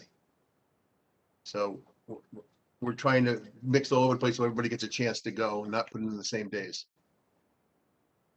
Okay. And just, I was going to say, and with the early bird, so that 47,000 represents if you did it 5 days a week. Is there any, I don't know, is it worth it? Or is it feasible to do 1 or 2 days? I don't know. We run out of that. We would run out of that $15,000 in probably 2 months. if that. Okay. If Alright. that long. I mean, it's expensive. It's expensive. Because and remember, Yeah. Early bird is you have the lifeguard. You got to remember now, you're opening up in a school. Schools have different regulations. Like everybody here has to have their shots or get every single Tuesday hand in a sheet to the superintendent that they had the test. So we would have to have the superintendent tells us we would have to have somebody to clean, and that's where the money goes. That's where it hurts the most, is that we have to clean the building before anybody comes in, because we're going to use the hallway coming in, which is common to the school, and then the pool and the locker rooms. So that's, we don't have a custodian on during that time, so we would have to hire somebody, and that's where the money gets eaten up. and you have to remember, this is it's a premium time period. You're asking somebody to come into a building at 5:45 a.m. and that's not counting coming in to unlock it and then prep it and then cleaning afterwards. And also the responsibilities entail of unlocking a building and, finding staff who wants to work at that time. If you have a period, a choice of working at night for $15 an hour at 5:45 in the morning, I mean, you're not exactly going to show up at 5:45 in the morning. Okay. If you Yeah, look at no, the sheet I that's- sent you, no, that's the fair. COVID cleaning areas before school starts is the pool, men and women's locker room, the cleaning room, hallways, bathrooms, and guard room. They have to all be done. And the deck wash, deck hose down like they do. They do that every time anyways, the deck, but I didn't put in. Right. That's where we So would that's be at. that's all fair. I mean, it's very challenging during COVID to have all our things running. I'm guessing, I don't know, I'm guessing that Tony asked because someone in the public, a number of people in the public maybe have asked. Do you know if that is the case, is someone getting back to them and explaining it's just not financially feasible during COVID? That's why I put this together for Tony. Tony is going to Okay. present this with the Board of Selectmen. All right, great, thank you. Andrea, could I ask this, Dave Vogel, what is early bird? I mean, I understand the concept, but I don't know what program we're really talking about. Well, early bird are those the little blue jays things that you see flying early. They're the first birds to fly in the morning. No, I'm only kidding. Early bird just means that people would like to swim before they go to work. So we have a time period like it's 5:45. People can come in, swim, get their exercise in, go to the locker rooms, get dressed, and go to work. So we call them the early bird people because they like to come in early before the day starts. And John, just to follow up, it's slightly unrelated, but the current minimum wage is how much? I know you said it's going up to $15. $13 an hour, going up to 15. And what is it right now? 13. 13, okay. And I had one other question about the swimming. Are any of the early bird swimmers coming to the, I forget what time your evening swim is. Yes, they are. Excellent. So is there any early bird swimmer who's not swimming at all, who has done swimming in the past? A couple, there may be a few, I'm not sure, because the people Yeah. who use this, before they go to work, like Sure. that. But they are coming in, and one of the best things we ever did was sign up. You sign up for your lanes. People Yes. love it. They absolutely love it. And the tennis people love that too. And Good. also on the tennis thing, we procured the money and what's his name? Adam is going to paint 2 more pickleball courts because that is packed. Terrific. So we're getting ahead of everything. Okay, so I am happy to hear that at least most of the early bird swimmers are at least finding a way to get their swimming in. And appreciate you working up this whole financial so we can see why at this time it's not feasible. So thank you for this presentation and your care. Go ahead. Dave, talk. I want to say one thing. I want to thank Teresa and myself for finding a whole new staff for swim lessons. We were down to nobody. This took a lot of work on my part and Teresa's part. We worked well together and we did it. See all those happy children on Saturday mornings. It's happy. Makes me happy. Thank That's you, And Mr. Cohen. not very many Dream things make him team as happy. Yeah, right. always. But we did it, T. Thank you. Thanks, Dave. If you're happy, we're happy. No, it's great. It's great that the kids are getting to swim. Thank you all for your effort. Yeah. Okay. Andrea, I'd just like to add that Brad said he's looking for prices on the diving board and tile repair around the pool. So he just wanted me to add that to the meeting. I didn't realize those were issues. Okay. So we're gonna have some expense. Yeah. Okay, thank you. Yeah. Thanks, Jim. Shall we move on to personnel? We did have some personnel, right? We have Daniela McGovern and Christopher Studevant, hopefully I'm pronouncing that right, who have applied for the rec as sports leaders and have passed all of the background checks, sex offender list, all that. So it'd be for minimum wage, which currently is $13 an hour. And was this for current? I know you like to keep some people kind of available in the event you need to switch out people or people move to California or what have you. So are these people who are needed right now for recreational programs? I have to do scheduling. It takes a lot of time. I have to call this one. This one can't work today because he has to go to the doctor. This one has to stay after school. Sure. You know, it's a big, big job. Okay. All right. Thanks, Dave. But we do it. All right. So do we have a motion to approve these 2 sports leader recommendations? I'll second that. That was Mike. And who was the first? Smith. Smith. Okay, thank you. All in favor? Aye. Aye. Aye. Go back to sleep now. Go back to sleep. All right, terrific. So you've got your sports leaders and this was where to talk about the former country club tent update. So that's got to go to auction, John, you said, through who? So who does this? Is Tony involved with this, or how does this happen? Tony, Tony. It's out of our hands. Okay. Yeah. So it doesn't impact our budget at all. If it not at all. gets sold, we don't benefit from the selling price. Is that right? No, nothing that goes to the town. Okay. Okay. All right. Anything else about that tent? I guess not. That takes care of that, right? All right. Let's hear from Kathy and summer concerts, which were great. Thank you for all the work you did there. I know there was. I actually scanned all the sheets. I have a little packet here of 7 pages. I'm sorry, but and Jim just scanned them all to you, so you must have got them through your email. Yes, yes. Hopefully we got But I'm those. going to go quickly because I know you all want to leave or get done with the meeting.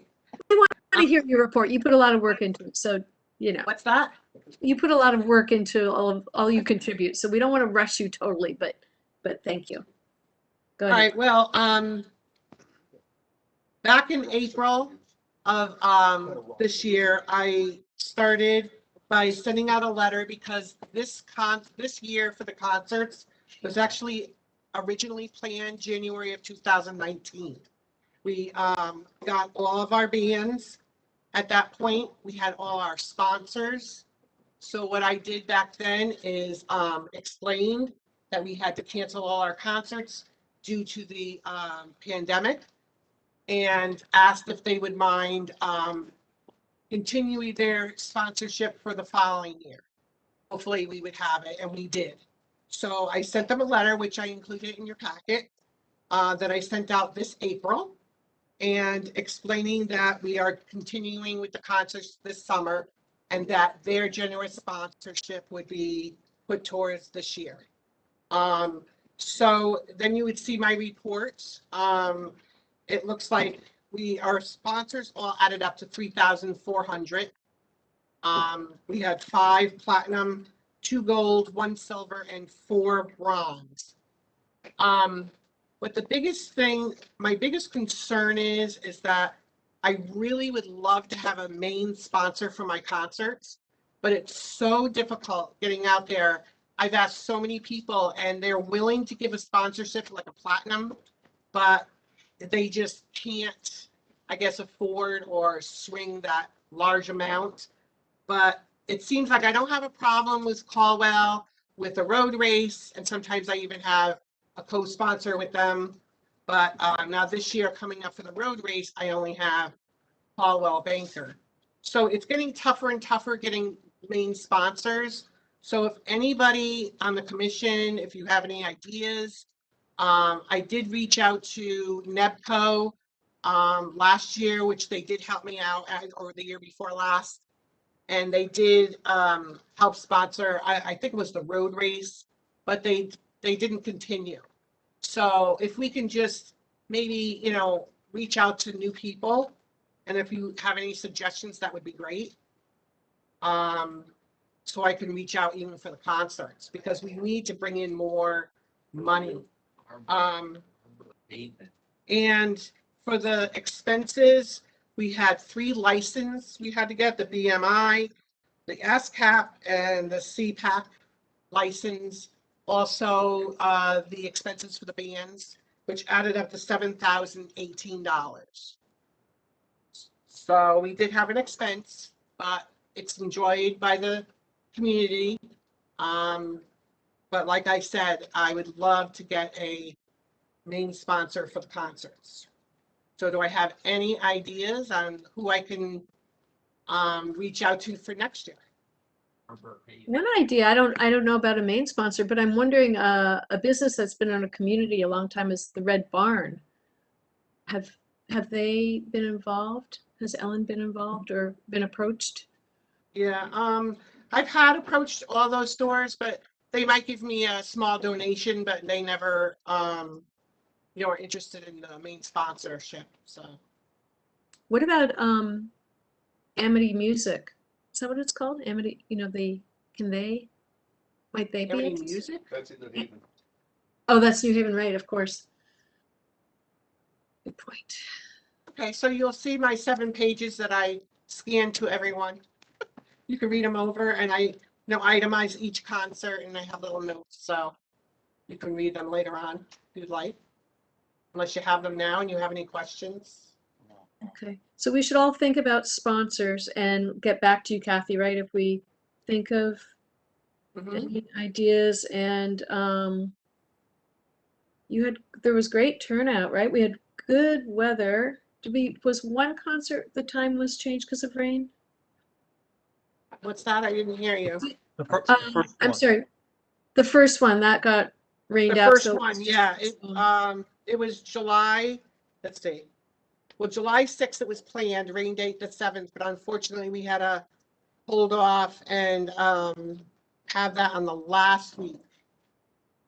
No, the first week in August, I think it was, wasn't it? Yes, the first We went into August and we had it the first week in August.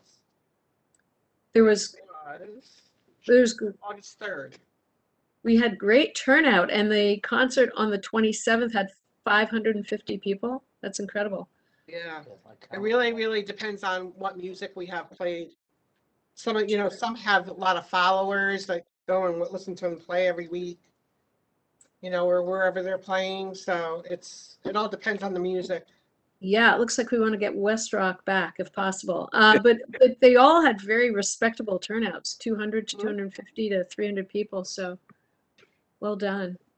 Real quick, Kathy, in thinking about a main sponsor, I see that the platinum sponsors are $1,750.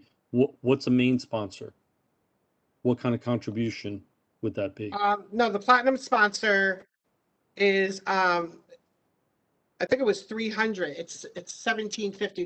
That's the total that I brought. Oh, I'm sorry. I got it. Yeah. I see. Okay. Yeah. So what is it that we're looking for? We're looking for a main. It's $12.50 for a co-sponsor, and our main sponsor is $2,500. 2,500, 1250, 25. Co-sponsor, sponsor. Okay, great. Thank you. Yep, I was going to ask the same question.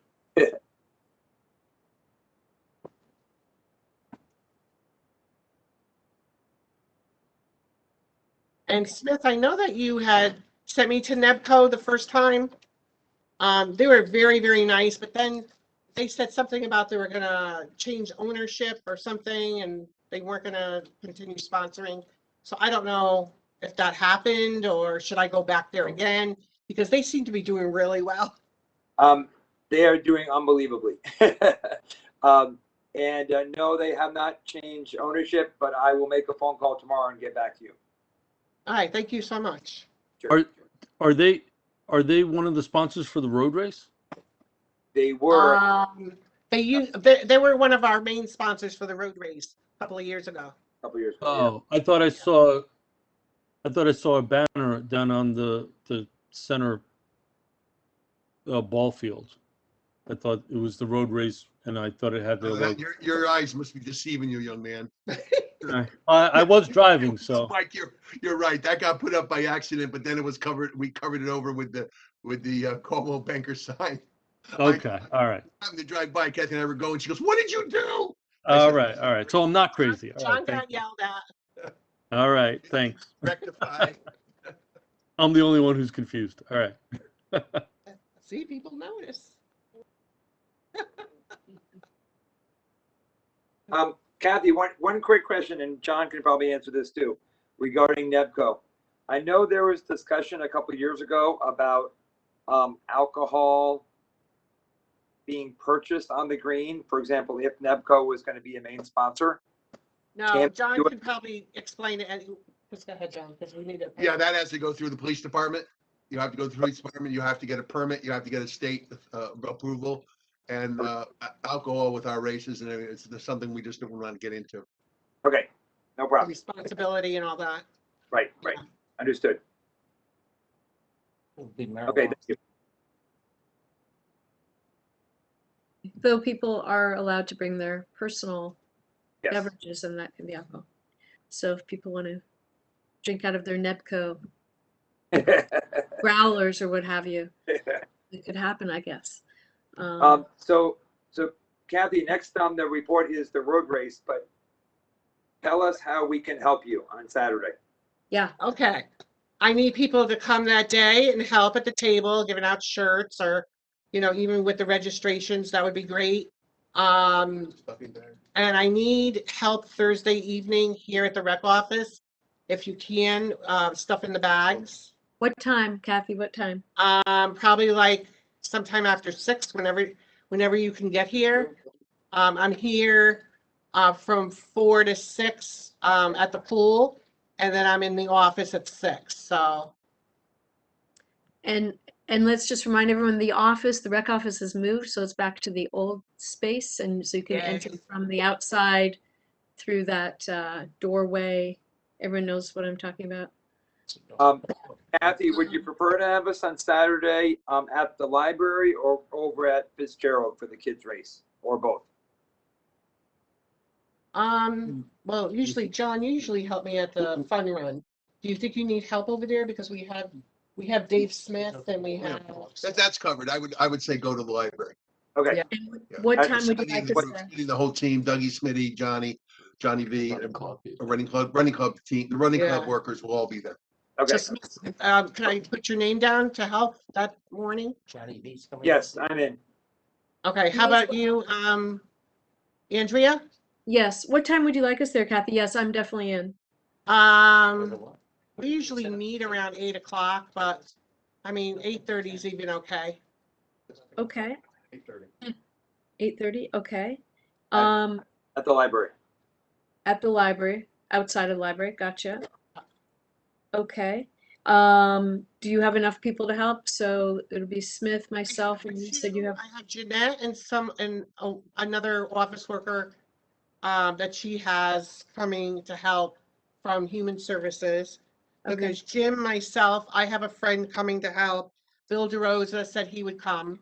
Great. And you, Smith. I think we're okay. How many people have signed up now so far, Kathy? So far, I think 15. We usually have about 25. But, don't forget last year we didn't have the race. So I'm hoping, it goes well. Yeah. And are there new T-shirts, or are we recycling prior T-shirts? Or? No, we have new T-shirts. And I don't know if you're aware, but they're having tables afterwards. People, what is it? The Diversity Day. It's gonna be Diversity Day from Betsy Yoga in the town are doing it setting up right behind you. They'll be setting up the tables, everything. They're going to have a food truck and something like that. Oh, great. And they're going to have all kinds of different organizations with the town that are part of the town. Terrific. I know you were also trying to get music, trying to get Dan Stevens, but he was booked, right? We don't have any music coming that day, do we? Well, I could sing, but then I would send everybody away. I can seriously bring my speaker that's very loud if you have power there. I don't think we're going to have power. Okay. Okay. And how many people do you need to help with bags? I can stay for a little while. I have a commitment I can probably be there for like half an hour on Thursday night at 6. Okay, so, even if there's like 3 or 4 of us, we should do it. We have to make 100 bags. Right.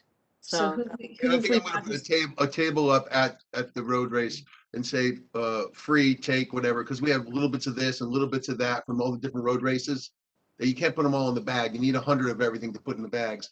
So we have 4 or 5 of this or 20 of that. I'll put them on a table, and people enjoy just taking what they would like. Makes me happy. We'll get rid of some of the stuff that just is piling up and been sitting here, 7, 8 years on shelves, and they're still brand new. All right. And I don't know if there's anything that you want to, along with the trophies and medallions if you want to give someone, or they can choose something that they like, or anyway, it all sounds good. Yeah. Yeah, But just make sure you're there to help me pronounce things. you know it. I wouldn't need to. abandon you. Okay, so Andrea, you can come Thursday night. For like half an hour. Unfortunately, I don't Yeah, have too can anyone else come and help stuff? I will unfortunately be at a baseball practice, Oh, okay. but I will be there Saturday morning. Yeah, me too. Okay. All right. So Did you say it was Thursday night? Thursday, yes. I'll be there. I'll help you. terrific. You'll help? Yeah, I'll help you. Teresa, yay. Okay. I might bring my posse though. Thank you. You know, Teresa, if you had triplets, you'd have 4. You could bring your 4 kids and they could work. 3's enough. Thank you very much. You're welcome. Can I go back and And I promise I'll wear my mask. I'll be careful. Right now. Andrea, I want to say something about the concerts. What we did, we had a lot of rec shirts, old rec shirts. We took them and passed them out to the kids. I think there were probably 50, and I think we left with 4. That's it. Oh, that's great. That's great. Yeah.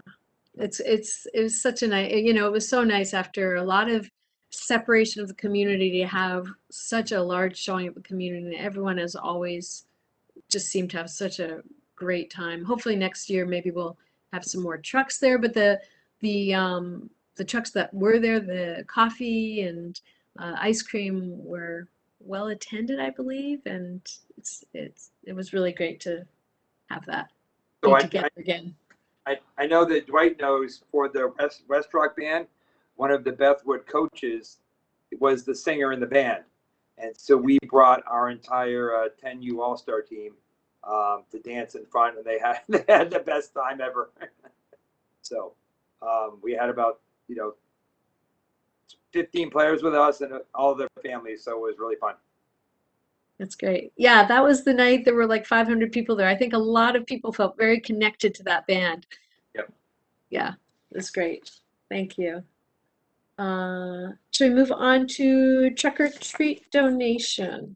I saw there was something. Yeah, we'd like to do a truck or treat donation. We're always a part of that. And the rec department gets a truck and we all stand out there and there's big signs on it. We put up our own signs to support recreation like this. And we get a big turnout because my wife comes and she knows all the kids from Beecher. They see her and then all the rec guys are there and they know who they are and they wave. So it turns out really nice. So I'd like to make a suggestion that we give the $500 to a great organization. Do we have a motion to approve that recommendation? I'll second that. I'll second Smith's first. Okay. And John, the event is at Beecher again this year, a drive-through event, correct? Second. No, this week. Oh, you've already been out seconded. Okay. You can. Beecher's the drive. I don't know if Beecher is, but we are a drive-through event over at the in front of town hall. Yeah, Beecher's doing it again the last week of October. Saw it in the PTO group. Oh, so wait, so this truck or treat, this is in front of the firehouse, yeah? Do I have Correct. This is the drive-through one through the Yeah. center of town. Okay. Okay. And, It's going to be on Meeting House Lane like we did last year. They're going to line the trucks up on Meeting House. They're going to close it off. And then they'll have the cars drive through and then they'll get the kids will get the candy into the cars. okay. Wait, what is the date of that?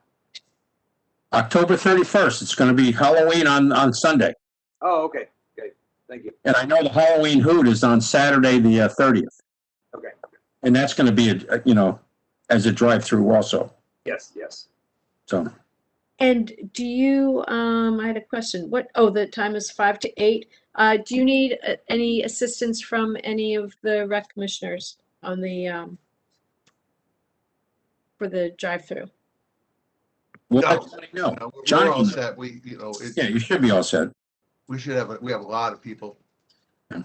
Okay, so I guess no fireworks, or are there fireworks going off in the background?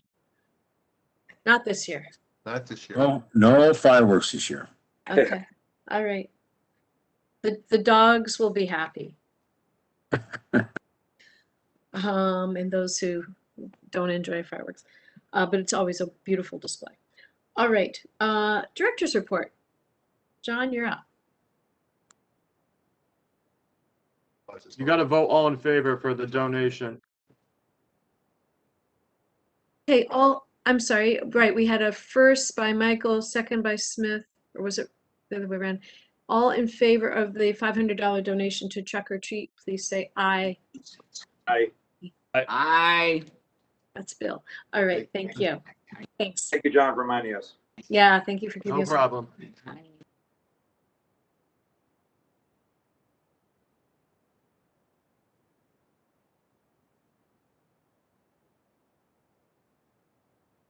Johnny A, you're up. Okay. All right, we have our fitness center. We just told you we're opening up. We're gonna add a little bit more to it. We're just gonna add a Monday, Thursday morning, 9 to 12. Having that, and that's going well. Outdoor facilities are all in good shape. Everything's going good. Adam takes care of the tennis courts. The ball fields, we're in great shape this year by the town, taking care of them for us. The tennis courts are open. I wanted to add 2 more tennis courts over at the center field area, but I was told that area is the septic system overflow area that so you can't build on it. Otherwise, you'd have to go up more towards Meeting House Lane and knock down a whole bunch of trees and take all that down and everything. It's a real big expense. So we're just going to paint lines on the second court so that the times that the pickleball are there can have 4 games going at once. They always have 2 games going and like 4 to 6 teams waiting. And people sit around a lot. So this way they're all excited about it. And purchase order has already been put in. Once it comes in, and the company will come and Adam will take care of it. We'll have it done before the fall.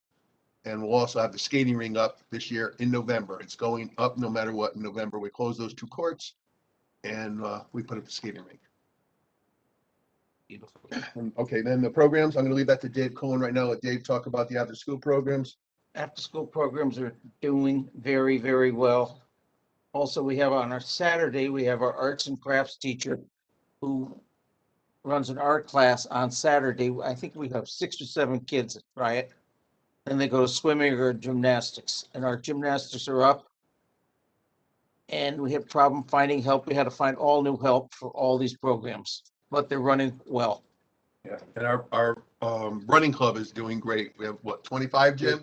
31. Well, I started of the weekend. We got a whole bunch of people signed in. Summer camp, we talked about that before. We have to do it. Our financial report is in there, and we're right on target. We may go over because of the COVID inside of the cleaning and everything, but we're doing a pretty good job. Dave has limited his staff, and it's hard to get people to come in, but he's done a great job holding it in. So we're gonna be close. We'll do fine. We'll do okay on that.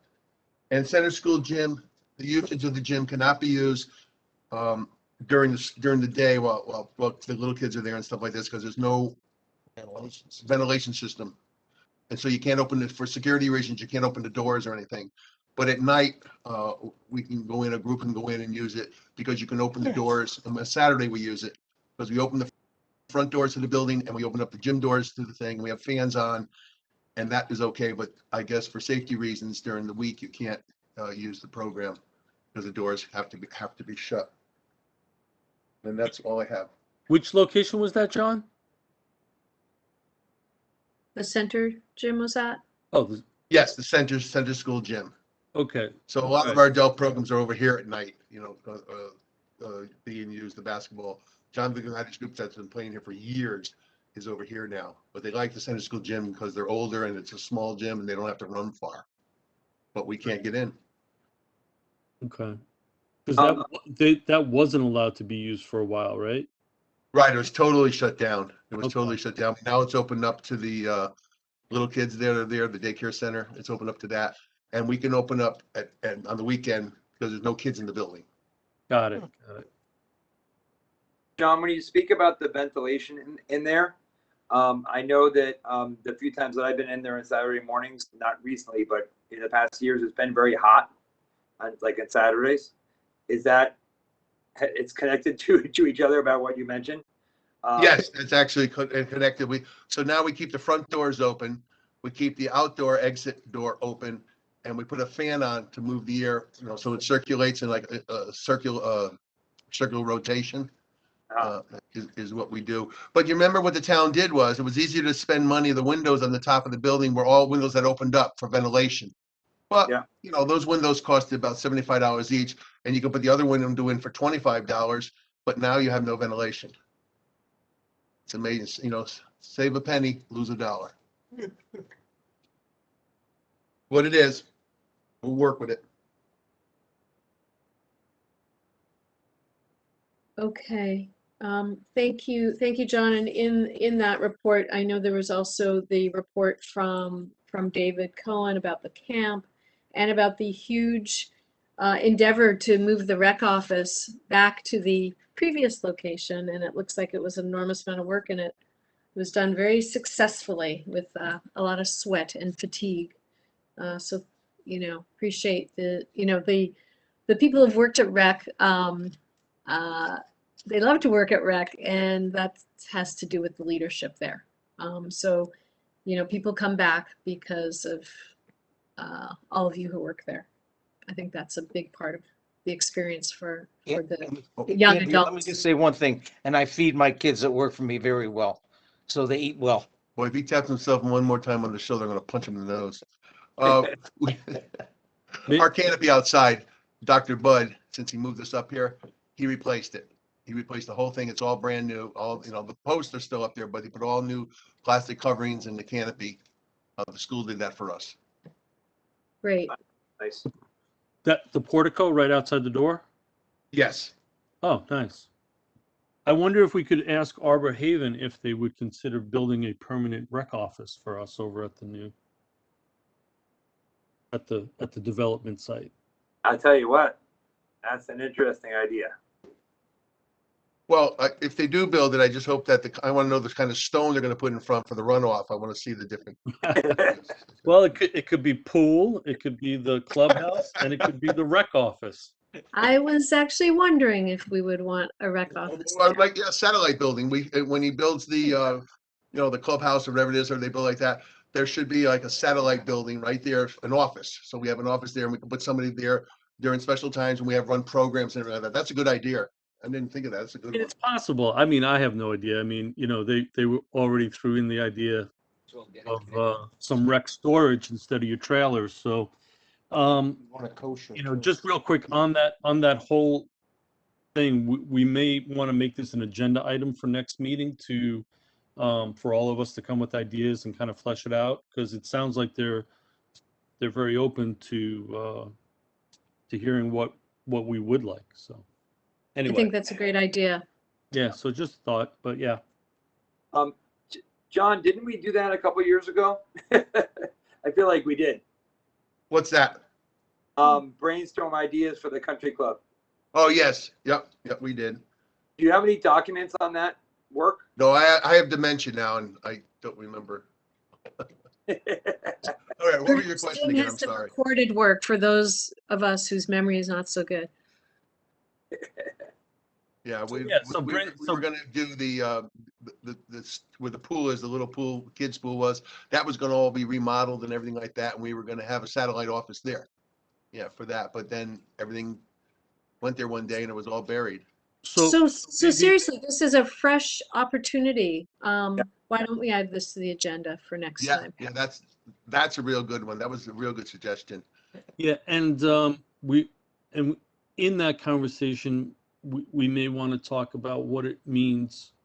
I mean, it sounds like they're willing to build a pool, and we know what that took last time to do. And of course, the challenges were that the facility was was running down, wasn't pristine. So, it sounds great that they're willing to build us a pool. Are we ready and to do that? So things to talk about. All right. Sounds good. Yeah, definitely. I just hope this project doesn't go along with the 90-foot diamond project, because we're running out of grandkids, Dwight and I. We'll be going on great grandkids to play. Well, it'll go to the vote. But bring questions, and if there are questions that didn't get answered tonight, it looks like there's that opportunity on Wednesday too, to bring questions to the town meeting. But we have his email, right? He said, that was Joe who said his email is in our packet. Yes, If we have we do. ideas. Okay, so that'd be good. Let's come together with that. What else? Any other questions? I know, John, you mentioned about the budget. Are there any other questions or comments about the financial report, which is in our packet from anyone? Yeah, the 6-year capital budget came in. I'm putting it together now, and I'm gonna have Jim, when it's done, email it all out to you, so everybody can look at it, put their suggestions in on what they want to do with it. Right, Okay, so I'll get that terrific. ready. We'll be ready with, probably by the end of next week. I'll have it done Wonderful. and sent out to you. And that gives us time to look because, yeah, Yes, that's great. yeah. That's Yeah, great. so they're not gonna vote on until like in November or something like that, so we'll already have the meeting in. Terrific. Great. Thank you. So Jim, you could put that on the agenda for next time? Yeah, Discuss- capital budget, yes, definitely will be on for the October meeting, yes. Perfect. Thank you. Any other questions for John, our fearless leader? Any policies and procedures? I don't think I saw anything there, right? And then there was one correspondence, a thank you from, was it the Ronald McDonald House? I somehow can't find that now. It's somewhere in here. Third page from the back. Yeah, Andrew, every year I donate old stuff that we have to the Ronald McDonald House. They're very appreciative of it. Oh, terrific. Oh, yeah, I see it. Right. Dear David. It's funny. It was like, which date? Who are they writing to? It's you, David. Okay. Thank you for generous donation of miscellaneous toys. Okay, wonderful. Great. That's great. Thank you for continuing that relationship going. All right. Anything we didn't? Oh, of course, the adaptive swim request from Anthony Taddy. So there's that's in our packet, that he and Mr. Lavaway would be involved swimming on, it has the schedule here, and they would like to begin their swimming as soon as possible once the Recreation Commission approves the request. So everyone have a chance to look at that. Do we? Teresa, they did this last year, correct? Yes, No, they did not. No, I thought they did. It was canceled because of COVID. they did it during COVID? Yeah. Yeah. We voted for it. Yeah, we approved it for COVID because it would be just in the school and not the public coming in. I thought they just did it for adaptive swim. Oh, this is adaptive swim. I apologize. I thought it was the grade swim for the first and second graders. Yes, they No, did do just it last year adaptive. for adaptive swim. So Is this any different than they requested last year? No. No, same request. It's Mr. Laraway. Or Lavaway or Yeah. Lavaway. or whatever. it was. So I guess first we put the motion, and then if there's any other discussion, do we have a motion to approve the adaptive swim protocol as presented? Do the motion. We need a motion. Up for the motion. Okay, second? Second. Okay, Bill, any further discussion? Okay, all in favor of starting the adaptive swim as soon as possible, which would be when? I mean, are we talking about like next week it may be able to start?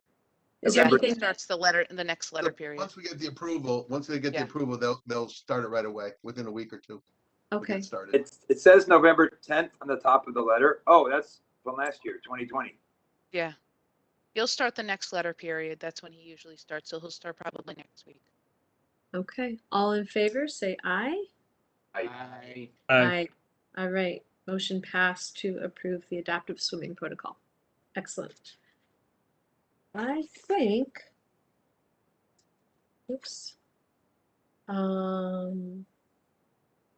That looks like we've covered everything in our packet, unless there's any other business that we would need to add. Not from my perspective. Is there anything else that we didn't get to discuss that we need to discuss? And Jim, you could put on the agenda also discussion for recreation ideas at the Woodbridge Country Club brainstorm. Right, yes, definitely, yes, I'll have that on the agenda too. Okay, thank you. Terrific. Do we have a motion to adjourn the meeting? Oh, and when is the next meeting, actually? It's gonna be October 25th. Okay, 10:25. Okay, Okay. great, great. And even if you're not, just remind your friends and family, anyone who can make it to this 39th road race on Saturday morning. It should be beautiful weather, as always, and it sounds like a nice day. So, yes, go ahead, Mike. So with that, I will make a motion to adjourn the meeting. Do we have a second? Second. Bill second. All in favor, say aye. Aye. Aye. Aye. Aye. Let's adjourn this meeting at 9:15 p.m. Thank you all for your continued dedication.